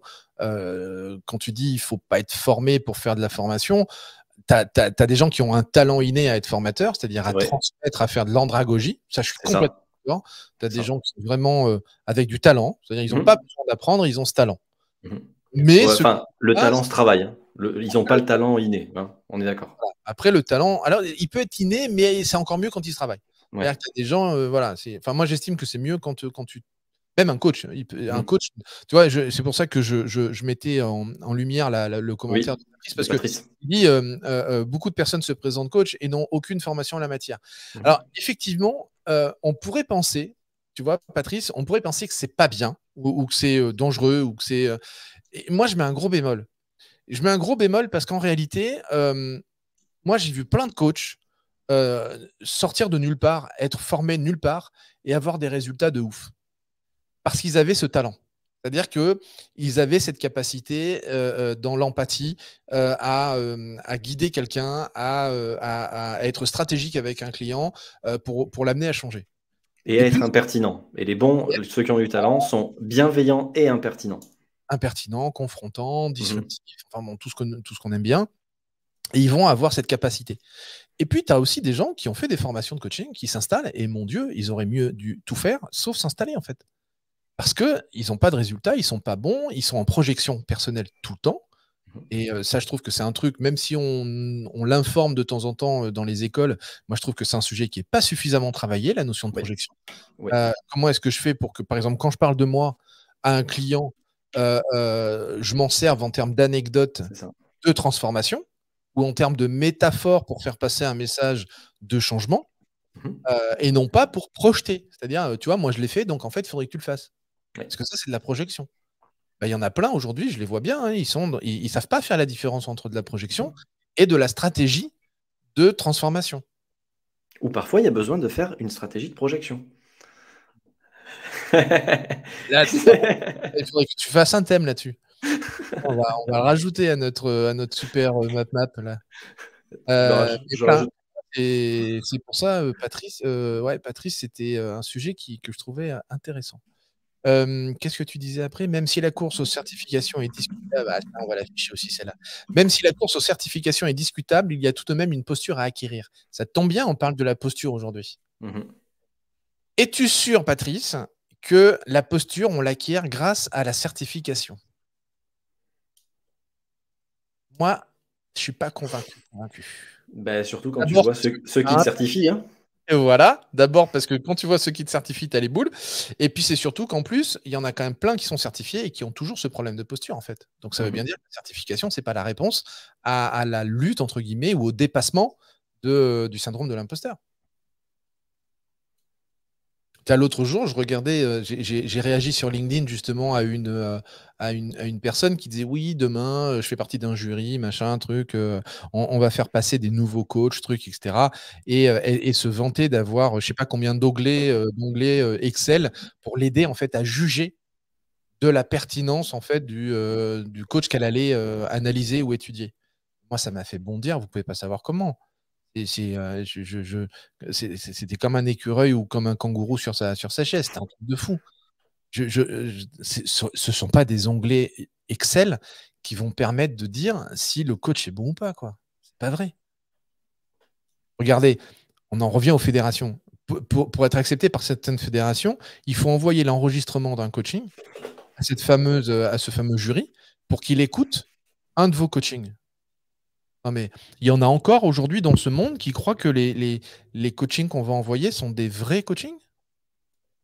Et il y en a vraiment encore qui croient que je vais envoyer un enregistrement qui est moyen ou qui ne correspond pas pleinement et totalement à la structure qu'on attend que j'observe dans un coaching avec un grand C. Il y en a encore qui croient ça. Enfin, c'est parfaitement stupide, en fait. Donc, à la limite, on dirait, ben, lors de ton prochain coaching, moi, je suis avec un téléphone et je suis en écoute passive de ce qui se passe et je regarde comment tu travailles avec ton client et on va voir si ça correspond à ce que nous, on recherche dans cette fédération ou dans ce qu'on veut faire de ce métier. Je dirais, là, ok, parlons-en. Mais un enregistrement, c'est parfaitement stupide. Moi, je peux faire un enregistrement qui va leur correspondre. T'inquiète pas, hein, j'appelle Vincent. Eh oh, Vincent, c'est quoi là? J'ai un petit enregistrement à faire pour tel fédé. Là. Tu veux bien? On va se le faire. À lui, il sait les réponses qu'il va falloir qu'il me fasse. Moi, je sais les questions qu'il va falloir que je lui pose. Hein. C'est Pas de ça. problème. Hein. L'enregistrement, il va être nickel. Et vous croyez, ça fait 15 ans, quasiment 16 ans que je suis dans le métier. Je peux vous jurer sur tout ce que je possède que j'ai entendu un paquet de coachs passer ces certifications-là et dire très dans le blanc des yeux, Oui, on est en train de boire une bière. Hein. Tu sais quoi, moi je leur envoie leur truc, je fais ce qu'ils veulent, et puis en fait, en réalité, une fois que je suis dans mon cabinet, je m'en fous. Hein. Moi, je fais ce que j'aime. Hein. Moi, je bosse comme j'ai envie. Hein. Leur machin, leur processus, leur truc, moi j'en ai rien à carrer. Moi, je fais juste ça pour avoir l'assertif parce qu'il y a certaines entreprises qui m'ont réclamé. C'est pas un jeu de dupe, ça, sans déconner. Ouais, je suis encore un peu énervé là. Va falloir qu'on revienne. Mais tu parles forcément en fait de la question de l'imposture et de la posture ou de la posture en fait a priori puisque il y a tout un schéma et tout un amalgame en fait exogène et environnemental qui favorise effectivement, qui peut favoriser surtout sur des néo-accompagnateurs qui ont peut-être notre tempérament, c'est-à-dire un peu ou totalement décalés, qui ont du mal à rentrer dans les cases, qui ont du mal à rentrer dans le moule, qui seraient bons mais qui se disent, pour pouvoir pratiquer, je dois passer par là. Et là, tout d'un coup, on a juste Patrice, juste après, qui dit, j'ai fait une deuxième formation de coaching non certifiée, et j'en ai pris plein la tronche tellement j'ai appris sur moi pour appréhender le monde de l'autre. Ben ouais, c'est ça, c'est-à-dire que tout d'un coup, quand tu te retrouves dans une formation qui est à l'antithèse de ton style et qui ne développe pas et qui ne débloque pas ton style, comment veux-tu trouver la posture alors qu'on t'a dit non, non, mais le coaching, en fait, c'est ça. Et là, tout à l'heure, j'ai pas rebondi, mais ça amène sur la question dont on va parler prochainement, c'est sur la question en fait de c'est quoi en fait qu'on fait, puisqu'en fait, on fait pas du coaching. Qu'est-ce qu'on fait quand en fait on fait pas que du coaching, que du conseil, que de la formation, que de la thérapie, etc., et que du consulting? Qu'est-ce qu'on fait en fait comme métier? C'est un peu un no man's land, quoi. Bah, moi, je ne sais pas répondre à cette question, Eh Vincent. ben, eh ben non, mais moi non plus, je ne sais pas répondre à cette question. D'autant plus que maintenant, dans le développement personnel, il y a tellement de trucs qui sont mis que la masse des personnes qui sont dans une dynamique, moi, à chaque fois que je, que j'ai un nouveau futur client au téléphone ou en entretien, en premier entretien préalable, je pose toujours cette question. C'est quoi pour vous le coaching? C'est quoi pour vous la thérapie? Ben, tu peux être sûr que euh, j'ai 1 million de réponses différentes, mais grosso modo, dans le coaching, il y a la croyance vraiment ancrée de c'est quelqu'un qui guide, qui me conseille, qui me donne en fait des outils et qui va m'aider en fait à mettre en place des actions. Et donc en fait, c'est bon, on est parti sur le truc là. Donc en fait, ce que certains ont voulu faire du coaching ben, est en train effectivement d'être immersif dans le système. Et effectivement, quand nous on est un petit peu différent, ben tiens, comment on fait? Et donc, ce sera le thème d'une prochaine session. C'est comment on fait pour rentrer dans la croyance du client en sachant en fait ce qui est bon pour lui, quelque part, c'est-à-dire par quoi il doit passer parce qu'on l'a repéré et dont lui n'a pas conscience. Eh ben, ça aussi, c'est une stratégie. Et donc, à un moment donné, à quel moment on en dit un peu trop, à quel moment on n'en dit pas trop, justement pour aider son client. Et donc là, on va rentrer dans la technique de la question de la manipulation que certains vont nous poser très rapidement sur ouais, mais c'est dégueulasse. Et on va aborder ça aussi prochainement parce que Ah ouais, franchement, il y a besoin. c'est un des thèmes de la mind map parce que effectivement, enfin, persuasion, manipulation, influence. Quand j'écoute aujourd'hui les coachs me dire c'est pas bien, tu vois, ils se tapent sur les doigts, faut que le client il découvre par lui-même, machin, bordel, truc, etc. Moi, je me dis les gars, mais vous passez à côté d'une puissance de transformation, mais hallucinante, sous prétexte que c'est éthique et en plus éthique. Dans leur perception à eux de ce que devrait être le coaching, tu te dis, ouais, mais éthique, ok, mais pas efficace en fait. Donc à un moment, est-ce qu'on peut être éthique et efficace? C'est-à-dire, est-ce que je peux influencer positivement? Est-ce que je peux persuader positivement? Et quand tu regardes des gens qui sont quand même pour moi les précurseurs du coaching, c'est ceux qui ont créé et inventé les thérapies brèves, c'est Paul Vaslavic, c'est George Nardon, c'est toute l'école de Palo Alto. Évidemment, avec Ericsson, avec Bandler, avec ces gens-là, ils ne se posaient pas ces questions-là. Hein. La seule question qui se posait, c'est est-ce que c'est au service de mon client? C'est ça. Et je crois que c'est en réalité la seule question qu'on devrait continuer à se poser. Est-ce que c'est au service de mon client ou pas? Il y a deux commentaires là qui m'intéressent. Oui, moi aussi. Celui-là d'abord, tu vois, il disait non, mais ça crée Patrice qui nous dit non, mais ça crée de la confusion dans l'esprit des prospects. Aujourd'hui, tu as encore plus intérêt à viser l'excellence pour sortir du lot. Patrice, moi, je suis 100% d'accord avec toi. Et ça fait déjà depuis au moins 2016 que tous mes programmes sont orientés sur le fait de travailler d'abord sur le fait d'être bon avant de travailler sur le marketing. Et que pour moi, le marketing découle de ton efficacité et de ta performance. Si tu es bon et que tu es capable de le montrer à un client, le client, il va t'acheter. Parce que le client, lui, il s'en fout en fait du nom de ton offre, du machin, du en combien de temps, de toute la logistique et tout ça, de savoir si tu fais de la formation, du coaching, du machin, ils s'en carrent la nouille. Lui, ce qu'il veut, c'est obtenir des résultats. Donc, ce qu'il veut, c'est que tu sois excellent. L'objectif, en fait, de tout ton branding, c'est que tu sois excellent. Sinon, en gros, tu es déjà en train de te tirer une balle dans le pied parce que tous les gars aujourd'hui qui sautent à pieds joints dans toutes les surfaces de marketing, de marketing, de marketing, de marketing. Ok, super, mais quand est-ce que vous pensez un peu à délivrer à la hauteur de vos fameuses promesses? Parce que tu as des gens qui font des promesses de ouf, et quand tu vois comment c'est délivré, tu te dis, mais jamais ça vous interroge là, jamais ça vous pose des questions? Parce que là, on revient quand même sur la notion d'excellence et de performance, quoi, tout bêtement. Et il y a un élément par rapport à ça qu'on pourrait donner, hein. C'est quand vous êtes avec une personne qui vient vous voir. Déjà, si elle vient vous voir, c'est que c'est ce qu'on disait l'autre jour dans une covision. Si elle vient vous voir, c'est que vous êtes la bonne personne pour l'aider. Point. On peut partir de ce postulat-là. Elle vient vous voir, donc vous êtes la bonne personne pour l'aider. Maintenant, en fait, comment elle peut croire que vous êtes la bonne personne pour l'aider? J'ai eu le cas, en fait, pas plus tard qu'il y a 2 heures. C'est une personne qui arrive et qui a son problème, qui vient avec son problème. Et tout d'un coup, elle s'aperçoit en 15 à 17 minutes que son problème, c'est plus tellement son problème, c'est la conséquence de son vrai problème. Ah bah ça. Et là, ce que vous avez fait, c'est que vous avez été directement au cœur du truc, c'est-à-dire à lui faire elle-même identifier que son vrai problème, il n'est pas là. Et que toute l'énergie qu'elle a mis pendant toutes ces années à aller à solutionner le symptôme et la conséquence n'ont servi strictement à rien parce qu'elle n'a pas adressé le bon problème. Hein. Et ça, si vous voulez être bon, tout simplement, que vous soyez en coaching, en thérapie, on s'en fout en fait, on s'en fout complètement. Mais le seul truc, c'est d'identifier ça. Et pour arriver à ça, ben forcément, il y a des éléments essentiels, c'est pas avoir peur de perdre un client, pas avoir peur d'être impertinent, rester en fait avec une ouverture 100%, être créatif et sortir en fait, y compris toutes les conneries qui vous passent par la tête. parce que parfois, c'est quand vous avez la connerie qui vous passe par la tête et que vous dites ah mais non, je peux pas sortir ça, il va falloir, je peux pas lui dire. Bah si, justement, c'est exactement le bon moment où il faut le dire. Bon, là, maintenant. Voilà. Et à ce moment-là, c'est à ces moments-là que vous avez là ce qu'on appelle la putain de bonne question. Et tout d'un coup, la personne est en train d'être là et elle se fige. Elle fait ah ouais, ah, j'avais jamais vu les choses comme ça. On m'avait jamais posé cette question. Mais en fait, c'est quoi? Et là, tout d'un coup, là, vous venez d'être bon. Et ça peut être fait en 1 minute 30, en 45 secondes ou en 17 minutes. Peu importe.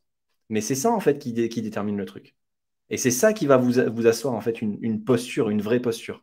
Et pour ça, ça veut dire que votre référence, elle est interne et elle est sur le moment. Elle est pas par rapport au 11 72 référentiel, machin, truc. Non, pas du Tu tout. sais, tout à l'heure, tu posais la question, qu'est-ce qu'on fait? Ouais. Euh, je t'ai dit, je ne sais pas répondre à la question. En fait, c'est moins vrai aujourd'hui. Parce que j'ai fini par suivre, parce que ça fait un bout de temps qu'on me donne ces conseils-là, et j'ai fini par les suivre. Le conseil de plusieurs copains qui sont eux-mêmes infopreneurs et qui sont eux-mêmes enfin, qui ont démarré comme coach et puis qui aujourd'hui ont développé un business en ligne, et qui me disaient, quand tu ne rentres pas dans les cases, il faut que tu crées ta case. Ouais, c'est ça.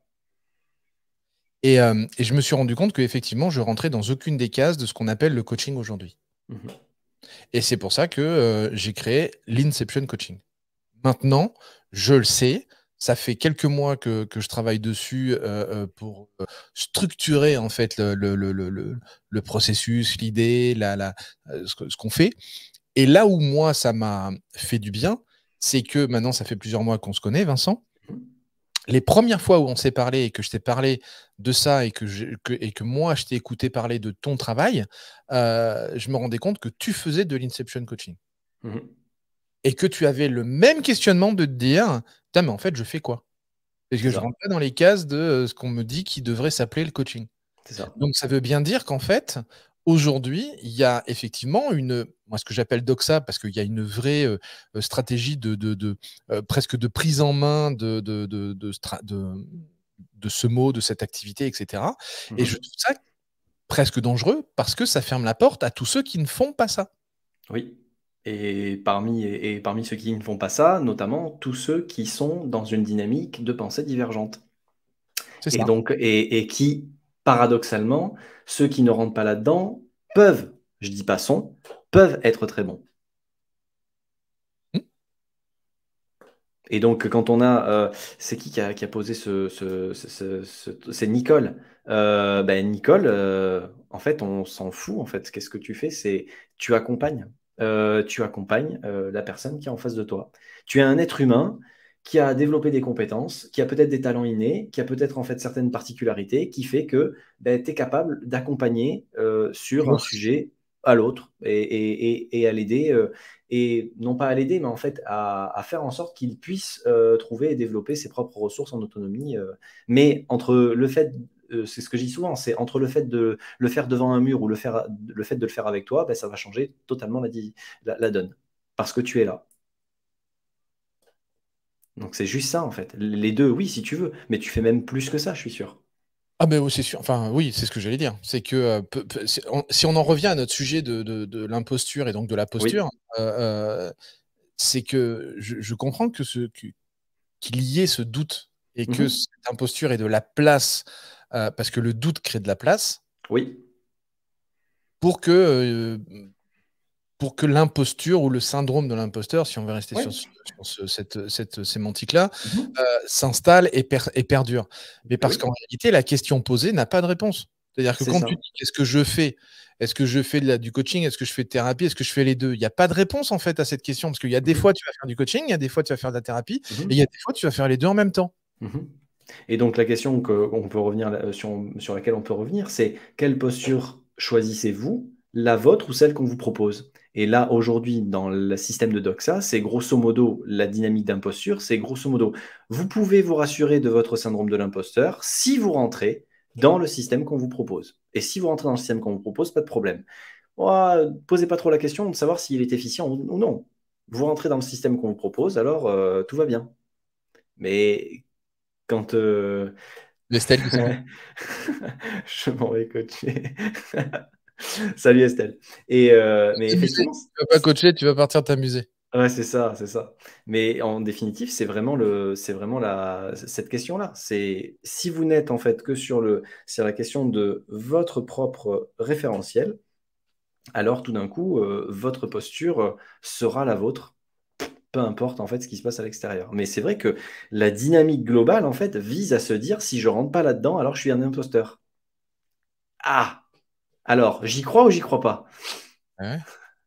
À qui je fais confiance? À ces gars en fait qui veulent gagner un maximum en te faisant rentrer dans un truc qui te convient pas ou toi qui as envie de vivre le truc comme ça te paraît être pertinent pour toi? Il n'y a que vous Moi, qui j'ai pouvez ma répondre. réponse. Bah ouais, bah oui, bah oui. Nous, on a notre réponse, mais c'est vraiment ça. Et puis j'aime bien la question suivante, vas-y. Alors, devenir un coach exceptionnel est un coach hors de l'ordinaire qui constitue une exception. Euh, Oui, Alors, aujourd'hui, je pense que oui. Être un coach exceptionnel aujourd'hui, c'est sortir de l'ordinaire de ce qu'on voudrait te faire passer pour du coaching. Et que c'est drôle aujourd'hui que tous les coachs exceptionnels que j'ai rencontrés, Alain Cardon en fait partie. Alain Cardon, quand tu écoutes ce mec-là, en réalité, il est assez loin des doxa qui vont être dits dans les séminaires ou ailleurs. D'ailleurs, il y a une vidéo dont je parle souvent. C'est pas une interview que j'ai fait. J'ai fait pas mal d'interviews avec Alain, mais là, c'est une interview qu'il fait avec une jeune femme où il parle justement des séminaires et il envoie du pâté, notamment sur, on parlait tout à l'heure des plans d'action, et il envoie du pâté sur les plans d'action parce qu'il dit aujourd'hui, si vous allez dans un séminaire de coaching, on va vous parler objectif et plan d'action. c'est ça. On va vous parler outils et on va vous parler quasiment exclusivement outils, plan d'action, objectif. Et j'adore sa vision des choses, j'adore la manière dont il va en fait exprimer cette dérive. C'est qu'il dit pourquoi en fait les coachs parlent autant de ça. Et là, c'est un vrai sujet c'est un vrai sujet, je pense, sur lequel il faudra qu'on passe beaucoup plus de temps. Mais Vas-y. c'est parce qu'en réalité, ils ont de l'action. C'est-à-dire que les coachs sont contents de parler de ça parce qu'ils maîtrisent quelque chose dans la séance. Quand on parle d'objectifs, ils peuvent déterminer si c'est un bon, un mauvais, et puis ils peuvent faire travailler leurs clients sur bon, mauvais, est-ce qu'il correspond à certains critères, d'objectifs, etc., machin, bordel truc. Si on parle d'action, ben, en fait, c'est le coach qui va dire voilà, tu vas faire ceci, tu vas faire cela, le plan numéro 1, le plan numéro 2, l'étape numéro 1, l'étape numéro 2, etc. Et ensuite des outils parce que les clients, les coachs, ils adorent faire bosser leurs clients. Ils adorent les faire travailler selon des outils en disant voilà, je vais lui faire le carré magique, je vais lui faire mais des outils, mais il y en a à tire-larigot en fait. Quand vous faites une formation de coaching, vous apprenez pas à aider votre client, vous apprenez des outils. Et ce sont ces outils-là où on vous dit ces outils-là vont faire changer votre client. Moi, je pense que les premières choses qu'il faudrait apprendre à un coach, ce ne sont pas les outils qui font changer le client. L'outil, c'est un prétexte. Je passe mon temps d'ailleurs à le répéter, moi, quand je les ai en formation. L'outil est un prétexte au changement. L'outil est un prétexte à faire prendre conscience de certaines perceptions à son client. Et quand on comprend que l'outil est un prétexte, en réalité, vous pourriez faire un concours de pissage dans un violon, vous réussiriez à obtenir du coaching avec vos clients. Hein. C'est pas un problème. Il y a un exercice que je faisais faire quand ils comprennent pas bien la notion de prétexte. Ils étaient dans une salle et c'était plusieurs coachs, il y en avait, je sais pas, une dizaine, douzaine. Ils étaient comme ça en rond, tu vois, en arc de cercle devant moi. Et puis je leur dis, OK, maintenant vous vous levez, on va faire un exercice et ensuite on va coacher sur cet exercice. Ouais, OK, machin. Levez-vous, vous allez vous mettre à courir. C'est le premier arrivé à la porte d'entrée là-bas. Le premier qui arrive, il va compter ceux qui arrivent dans l'ordre. Puis là, ils me regardent un peu tous, ils se regardent eux, ils me regardent moi en mode ils décodent, on y va vraiment, on fait quoi? Non, non, non, allez les gars, c'est un vrai exercice. Là maintenant, vous vous levez et puis on y va. Et là, en fait, bah, t'en as deux, trois, boum, en mode un peu compète, ils se couraient, machin truc. T'as le quatrième en mode ouais, de toute façon, moi je vais y arriver, donc c'est pas un machin. T'as le cinquième en mode je suis qui, je suis les compétiteurs, je suis celui d'après et tout. T'en as un sixième qui lui va dire moi je vais baiser tout le monde parce que moi je vais passer par de l'autre côté. Parce qu'en fait tout le monde est passé par ce couloir mais il est plus long. Mais moi si je passe de l'autre côté en fait je peux. Jusqu'à se rendre compte qu'en fait la porte de derrière était fermée. Donc il dit oh merde je me fais avoir. Puis en fait le mec il refait tout le tour. Ça. Chacun avait une réaction. Arrivé au bout, les mecs se comptent de 1 à 12. Ils reviennent dans la salle, je leur dis reprenez pas votre siège, vous reprenez un siège dans l'ordre dans lequel vous êtes assis. Donc du premier au 12e, les mecs s'installent. Et je dis, toi, tu es arrivé premier. Mais ça parle de toi comment par rapport à ta vie habituellement? Le mec, il me dit, ah ouais, moi, tu sais, moi, je suis un compétiteur. Moi, quand tu me dis, faut y aller, faut foncer, en fait, mon cerveau, je le pose et j'y vais parce que moi, je veux être premier. Toi, le deuxième, il me dit, moi, je suis toujours deuxième. J'en ai plein le cul. Je suis toujours deuxième. Je cours, je cours, je cours. Je suis prêt à me défoncer pour être premier, mais je suis toujours deuxième. Et on fait ça sur les 12. Et à la fin, je leur dis, vous comprenez que c'est un prétexte, en fait, un exercice? C'est-à-dire que là, moi, je vous ai fait courir, en fait. Il va falloir que je fasse quoi? Que je protocolarise le fait de faire courir une bande de 12 mecs et lui donner un nom de Fast and Furious Course, tu vois? Pour dire, ça y est, c'est un super outil que Franck Marchex, il a créé. Non, mais en fait, c'est un prétexte. C'est un prétexte à quoi? Pour que chacun fasse ce qu'on fait dans le coaching, c'est-à-dire un processus circulaire, c'est-à-dire je pars d'un point pour revenir à moi-même, mais en ayant compris quelque chose. Eh ben, c'est ce qui s'est produit avec n'importe quel type d'exercice. Donc, si on arrêtait de leur apprendre 10 000 exercices pour leur dire en réalité ce qui compte, c'est ce que vous allez faire de cet exercice. C'est ça qui compte vraiment. C'est comment vous allez transformer en fait votre perception de l'exercice et votre client, la perception qu'il a de sa propre vie grâce à cet exercice, que votre client il va prendre conscience d'un certain nombre de choses, ou même qu'il peut se poser des questions, parce que l'objectif n'est pas forcément qu'il trouve des solutions, mais en tout cas qu'il se pose de meilleures questions. Et ça, c'est hyper puissant. Sauf que dans les écoles, on leur apprend quasiment jamais ça. On leur apprend plein d'outils. Voire même en leur disant, tu sais, tel problème, c'est tel outil. Tel problème, c'est tel outil. Ah, mais c'est un truc de ouf quand même. Moi, je suis énervé encore là.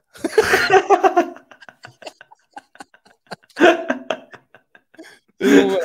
Devenir un coach exceptionnel, c'est hors de l'ordinaire. Je pense qu'aujourd'hui, effectivement, pour devenir un coach exceptionnel, je pense qu'il faut sortir de l'ordinaire, de ce que les coachs pratiquent aujourd'hui. Et que je pense que plus vous faites ce qu'on vous dit de faire, et c'est pas moins vous serez bon, mais moins vous sortirez de l'ordinaire, ça c'est sûr. Et moins vous laisserez des traces en fait dans la tête de votre client. J'en suis quasi convaincu.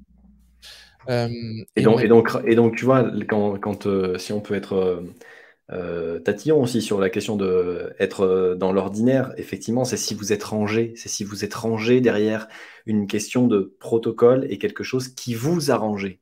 Alors qu'en définitive,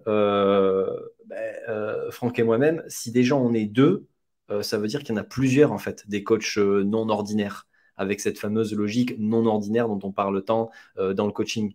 Et donc, ça signifie que vous pouvez avoir justement cette vision, cette façon de faire divergente, dans lequel effectivement, vous ne rentrez pas dans ce qui vous est proposé à l'extérieur. Mais tout comme partout ailleurs, hein, moi j'ai souvent tendance à dire les premiers coachs n'ont pas coaché, les premiers philosophes en fait n'avaient pas d'autres philosophes. Et en définitive, là, faut comprendre aussi que majoritairement, dans la plupart des écoles, ce qu'on vous enseigne, c'est à faire pareil, c'est-à-dire à vous inscrire dans une ligne. On ne vous apprend pas et on ne vous aide pas à découvrir la singularité de votre propre ligne et comment tracer votre propre ligne.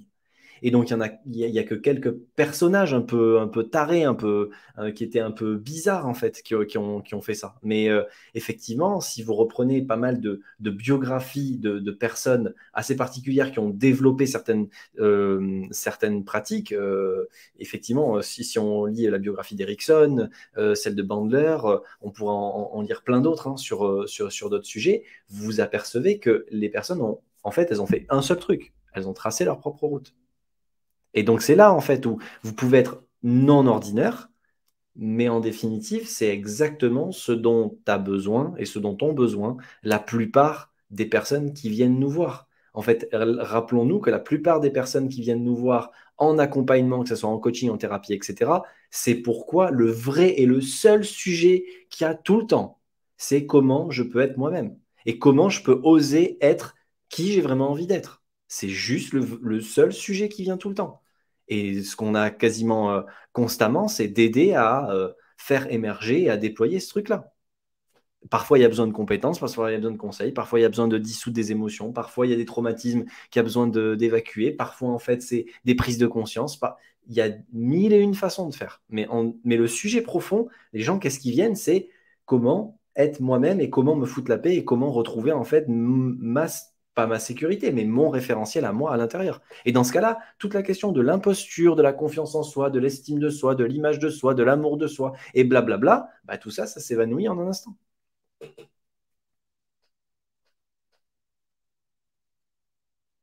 Qu'est-ce que c'est intelligent quand tu parles?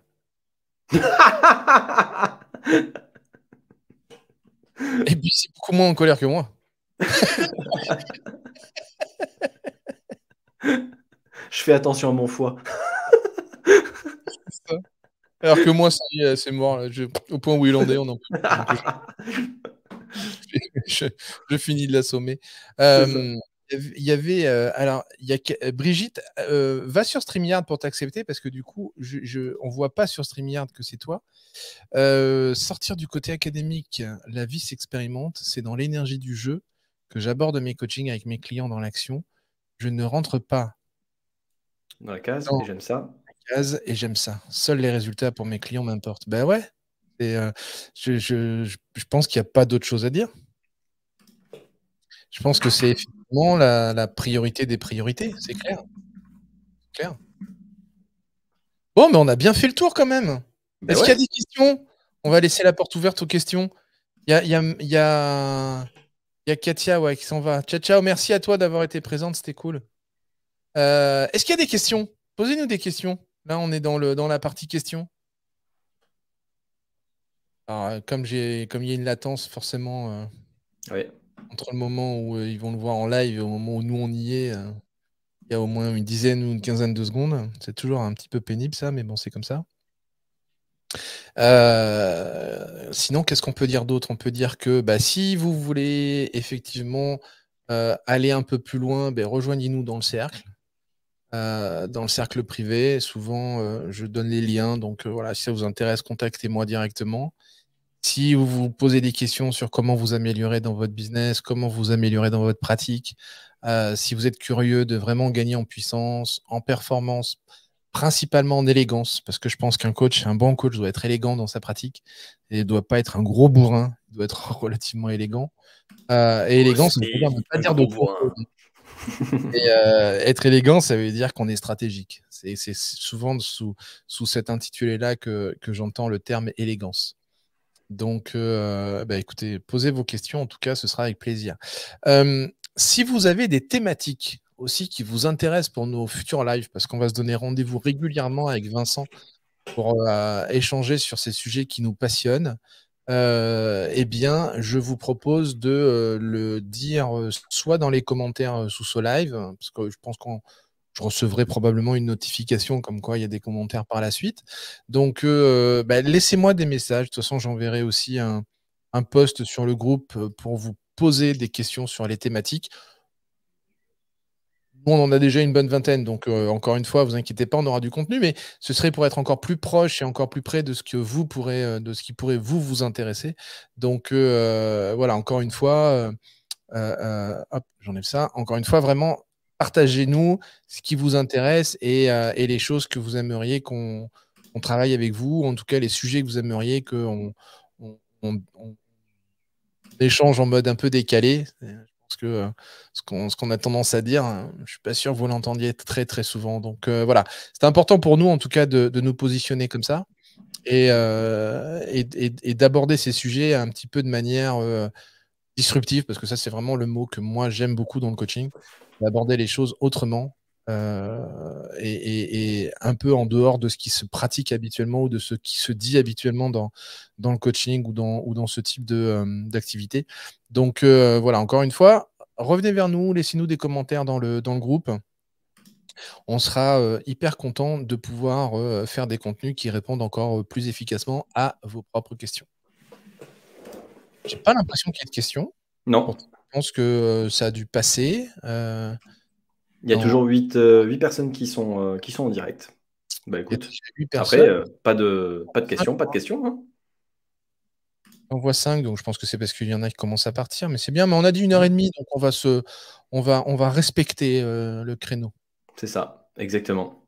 On s'est dit 1h30, on va se dire 1h30, ça veut dire qu'on aura plein d'autres choses à se dire. J'espère en tout cas que ça vous aura un peu fait réfléchir à la notion de posture et d'imposture. Et puis voilà. Merci Safia, ça fait plaisir. La prochaine fois, pensez bien à vous faire reconnaître par StreamYard, ce serait top. Merci Patrice, Patrice, cool. pas de question, un grand merci. Attends, hop, ça a caché. Hop. Pas de questions. Un grand merci pour ce live de qualité. Et cash, cash, ouais. Cash, c'est sûr. Ça, c'est sûr. Qualité, j'espère. Je ne peux pas le certifier. Cash, je peux le certifier. Donc, oui. Qualité, c'est vous qui dites. Hein. Et Brigitte qui nous envoie, bah, c'est cool, effectivement. Tu vois, c'est pour ça aussi qu'on a fait ça, Brigitte. C'est nous-mêmes, on a vécu ça. Donc, se sentir moins seul et se dire en fait qu'il y a d'autres coachs qui fonctionnent non pas de façon identique, mais de façon rapprochée ou similaire. Ben, c'est pour ça aussi qu'on a fait ça et qu'on a eu cette idée avec Franck.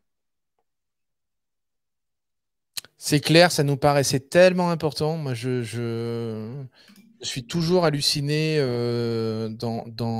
Aujourd'hui, les principaux contacts, évidemment, que j'ai, c'est avec les clients du cercle, c'est avec les clients en individuel qui me racontent leur vie au quotidien. Et qui me parlent en fait des doutes qu'ils ont et tout ça. Et ces doutes-là, moi, je les ai eus. Je pense que c'est ça qui a fait qu'aujourd'hui, j'aime la pratique que je fais et j'aime la manière dont j'obtiens des résultats avec mes clients et dont mes clients obtiennent des résultats avec moi.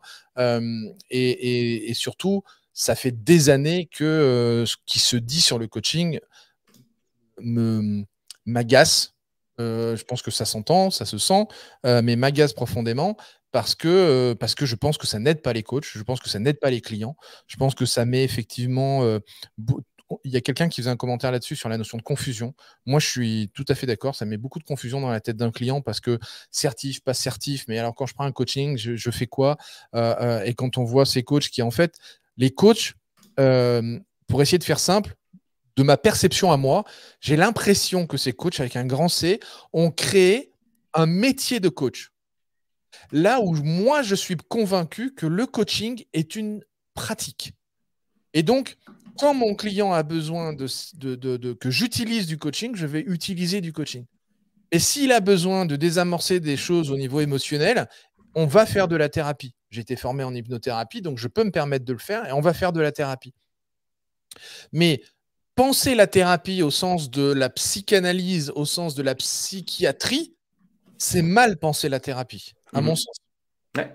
C'est-à-dire que la thérapie, c'est juste transformer des bugs émotionnels et faire le ménage au niveau inconscient. Ça n'a pas besoin d'être dur, intense, compliqué, alors que quand on parle de thérapie à des coachs, c'est comme si vous deviez traiter des maladies mentales. Alors qu'une maladie mentale, même en hypno, on ne va pas trop travailler avec des maladies mentales parce que ça, c'est pour les psychiatres et c'est pour des institutions. Les gens vont travailler là-dessus. Par contre, en thérapie, on va travailler sur des problématiques au niveau mental, effectivement, mais par rapport à des gens qui se posent de mauvaises questions, des gens qui sont en dépression, des gens qui sont en déprime, des gens qui manquent d'estime d'eux-mêmes, des problèmes de confiance en eux, des problèmes de santé, des problèmes de peu importe, etc., qui somatisent. Donc, la thérapie. Et en coaching, je ne vois pas ce qui nous empêcherait en fait de désamorcer des choses au niveau émotionnel qui sont de l'ordre de la thérapie. Pour moi, ça n'a pas de sens en fait de le penser autrement. Donc voilà, c'était important pour moi de remettre encore un petit. Et puis si je pouvais être même totalement transparent par rapport à ça, est-ce que maladie mentale, est-ce que les personnes sont vraiment malades? Et là, quand je lis alors je vais pas me faire que des copains en disant ça, mais quand on lit le DSM et quand on parle en fait de diagnostic, ben, moi je peux me poser largement des questions au vu des expériences que j'ai eues autour de moi, que ce soit à titre privé, individuel ou plus pro, sur la question de est-ce que ces gens-là sont vraiment malades mentalement? Et là, bon, je vais pas trop rentrer dans le détail là parce que sinon ça va être très très très disruptif. Ouais. Ouais, Puisque là, on va aller sur un terrain où il y a d'autres choses. Ouais, ça va être compliqué. Merci Patrice, j'aime bien. Un Franck Package, c'est pas un Franck ou alors il est malade? Bah, tu l'as pas vu, hein, même quand il avait le Covid. Même au mois de décembre où j'étais alité, j'étais bien en colère. Enfin, mais même celle d'après, ouais, effectivement, non. Même quand je suis malade, en général, je suis cash. C'est le, comment on appelle ça, hein, c'est le signe de fabrique, c'est ça qu'on dit? Merci. Alors moi, j'arrive pas à voir qui c'est là, Je vois que le merci, c'est Safia et le bien vu Vincent, c'est Brigitte. Ok. Eh ben merci à vous en tout cas d'avoir été Merci présent. à vous, c'était cool. On est content, ça nous fait une belle première expérience. Ouais. On va s'amuser à mettre à le mettre aussi sur le podcast Inception. Donc, vous nous retrouverez sur le podcast si vous voulez lire. Écoutez en fait ce live sur le podcast, vous pourrez. Je le mettrai probablement, on est vendredi, je le mettrai probablement soit ce week-end, soit lundi. Et la marque de fabrique, ouais, super. C'est qui dit ça? Je sais pas. Il faut vraiment vous mettre sur StreamYard, les gars, parce que j'ai que StreamYard, moi. J'ai plusieurs écrans, mais j'ai que StreamYard pour minimiser le flux, parce que je pense que comme ça passe par mon truc à moi, c'est pour ça que tout à l'heure ça laguait un peu, parce que j'avais trop de fenêtres ouvertes. Donc, de temps en temps, je reviens sur la page, mais j'y suis pas tout le temps. Donc, pensez à vous faire connecter et reconnaître par StreamYard avec le lien qui est présent dans la description du live. Comme ça, nous, à moi, parce que je vois que Vincent, il les voit mieux, mais moi, je les vois pas si je suis pas sur la page Facebook. Donc, c'est bien la marque de fabrique. Voilà, voilà. Edcash, c'est ma marque de fabrique. C'est tout à fait ça. Bon, on va faire comme les amoureux. C'est qui quitte? C'est qui raccroche? C'est qui quitte? C'est qui raccroche?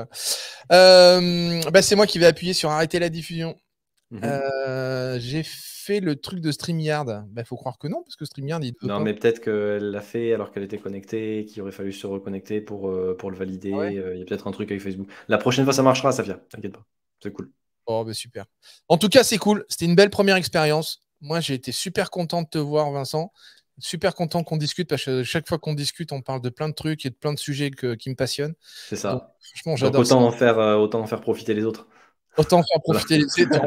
Et il faut qu'on leur dise quand même comment il est né, hein, ce live des comment je l'ai appelé d'ailleurs? C'était le live des décalés, c'est ça? Ouais, c'est ça. Les coachs décalés, ouais. Les coachs décalés.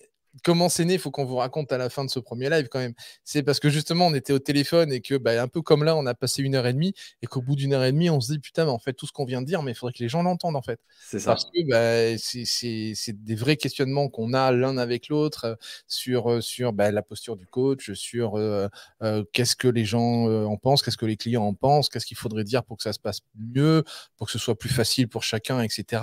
Pourquoi ça doit être plus cher quand c'est court? Et ouais. On peut voir ça comme ça. Et du coup, ouais, c'est comme ça que l'idée est apparue de faire d'abord des podcasts. Et puis après, moi, je lui dis, écoute, si en même temps on se le fait en live, ça pourrait être vachement fun. Et il me dit, ok, go. Donc, on s'est amusé à faire ça. On a pris la décision il y a 2-3 jours. Hein. Donc, toutes nos excuses pour l'aspect technique, parce qu'on ne maîtrise pas encore super bien. Vous voyez bien que ce n'est pas notre job à nous. Mais voilà, j'espère en tout cas que vous avez aimé, que vous avez pris du plaisir et que vous avez appris des trucs. Nous, on est contents parce qu'il y a plein de commentaires et c'est comme ça aussi qu'on va réussir à nourrir les lives. Ouais. Donc, on va essayer de vous donner rendez-vous. On va essayer vraiment de faire une fois par semaine. Ouais. On n'a pas encore calé complètement les dates. C'est un peu compliqué quand on est pas mal occupé, Vincent et moi. Mais on vous fait cette promesse, ce petit engagement-là de vraiment essayer de vous voir vraiment une fois par semaine. On va pas essayer, on va le faire. Par contre, ce sera peut-être pas forcément le même jour, ce sera peut-être pas forcément la même heure, mais on va essayer de faire au moins une fois par semaine un rendez-vous avec vous. Complètement. Donc, posez-nous des questions. Franchement, posez-nous des questions. Là, tous les deux, j'ai fait un rapide calcul, ça fait quasiment 30 ans d'expérience en coaching, enfin, en ce qui ne s'appelle pas du coaching d'ailleurs. Oui, c'est ça. Ça fait des milliers de clients. Moi, j'ai dû faire au moins 10 000 consultations dans ma carrière. Je pense que Vincent, t'en es pas loin non plus. Donc, voire peut-être même plus, j'en sais rien. Donc, vous voyez, ça fait quand même un paquet d'heures de pratique. On n'a pas la réponse à tout, loin de là. Par contre, on peut s'engager à chercher des réponses. Si vous nous posez des questions auxquelles on n'a pas de réponse, on vous le dira, parce que de toute façon, on est comme ça avec Vincent. Ouais. Mais par contre, on peut s'engager aussi à chercher des solutions pour vous, si nous, on n'en a pas, ou si on n'a pas d'option à vous faire. Donc, voilà. Moi, j'ai kiffé. C'était top. Merci de votre présence. Je vous dis à très vite. Sur le podcast, sur les réseaux ou dans une des formations si vous voulez nous rejoindre. Franchement, ce sera avec grand plaisir. Je vous dis à très bientôt. Merci encore Vincent. Des bisous, on vous embrasse. Ciao, ciao. À bientôt tout le monde. Ciao, ciao, bye bye.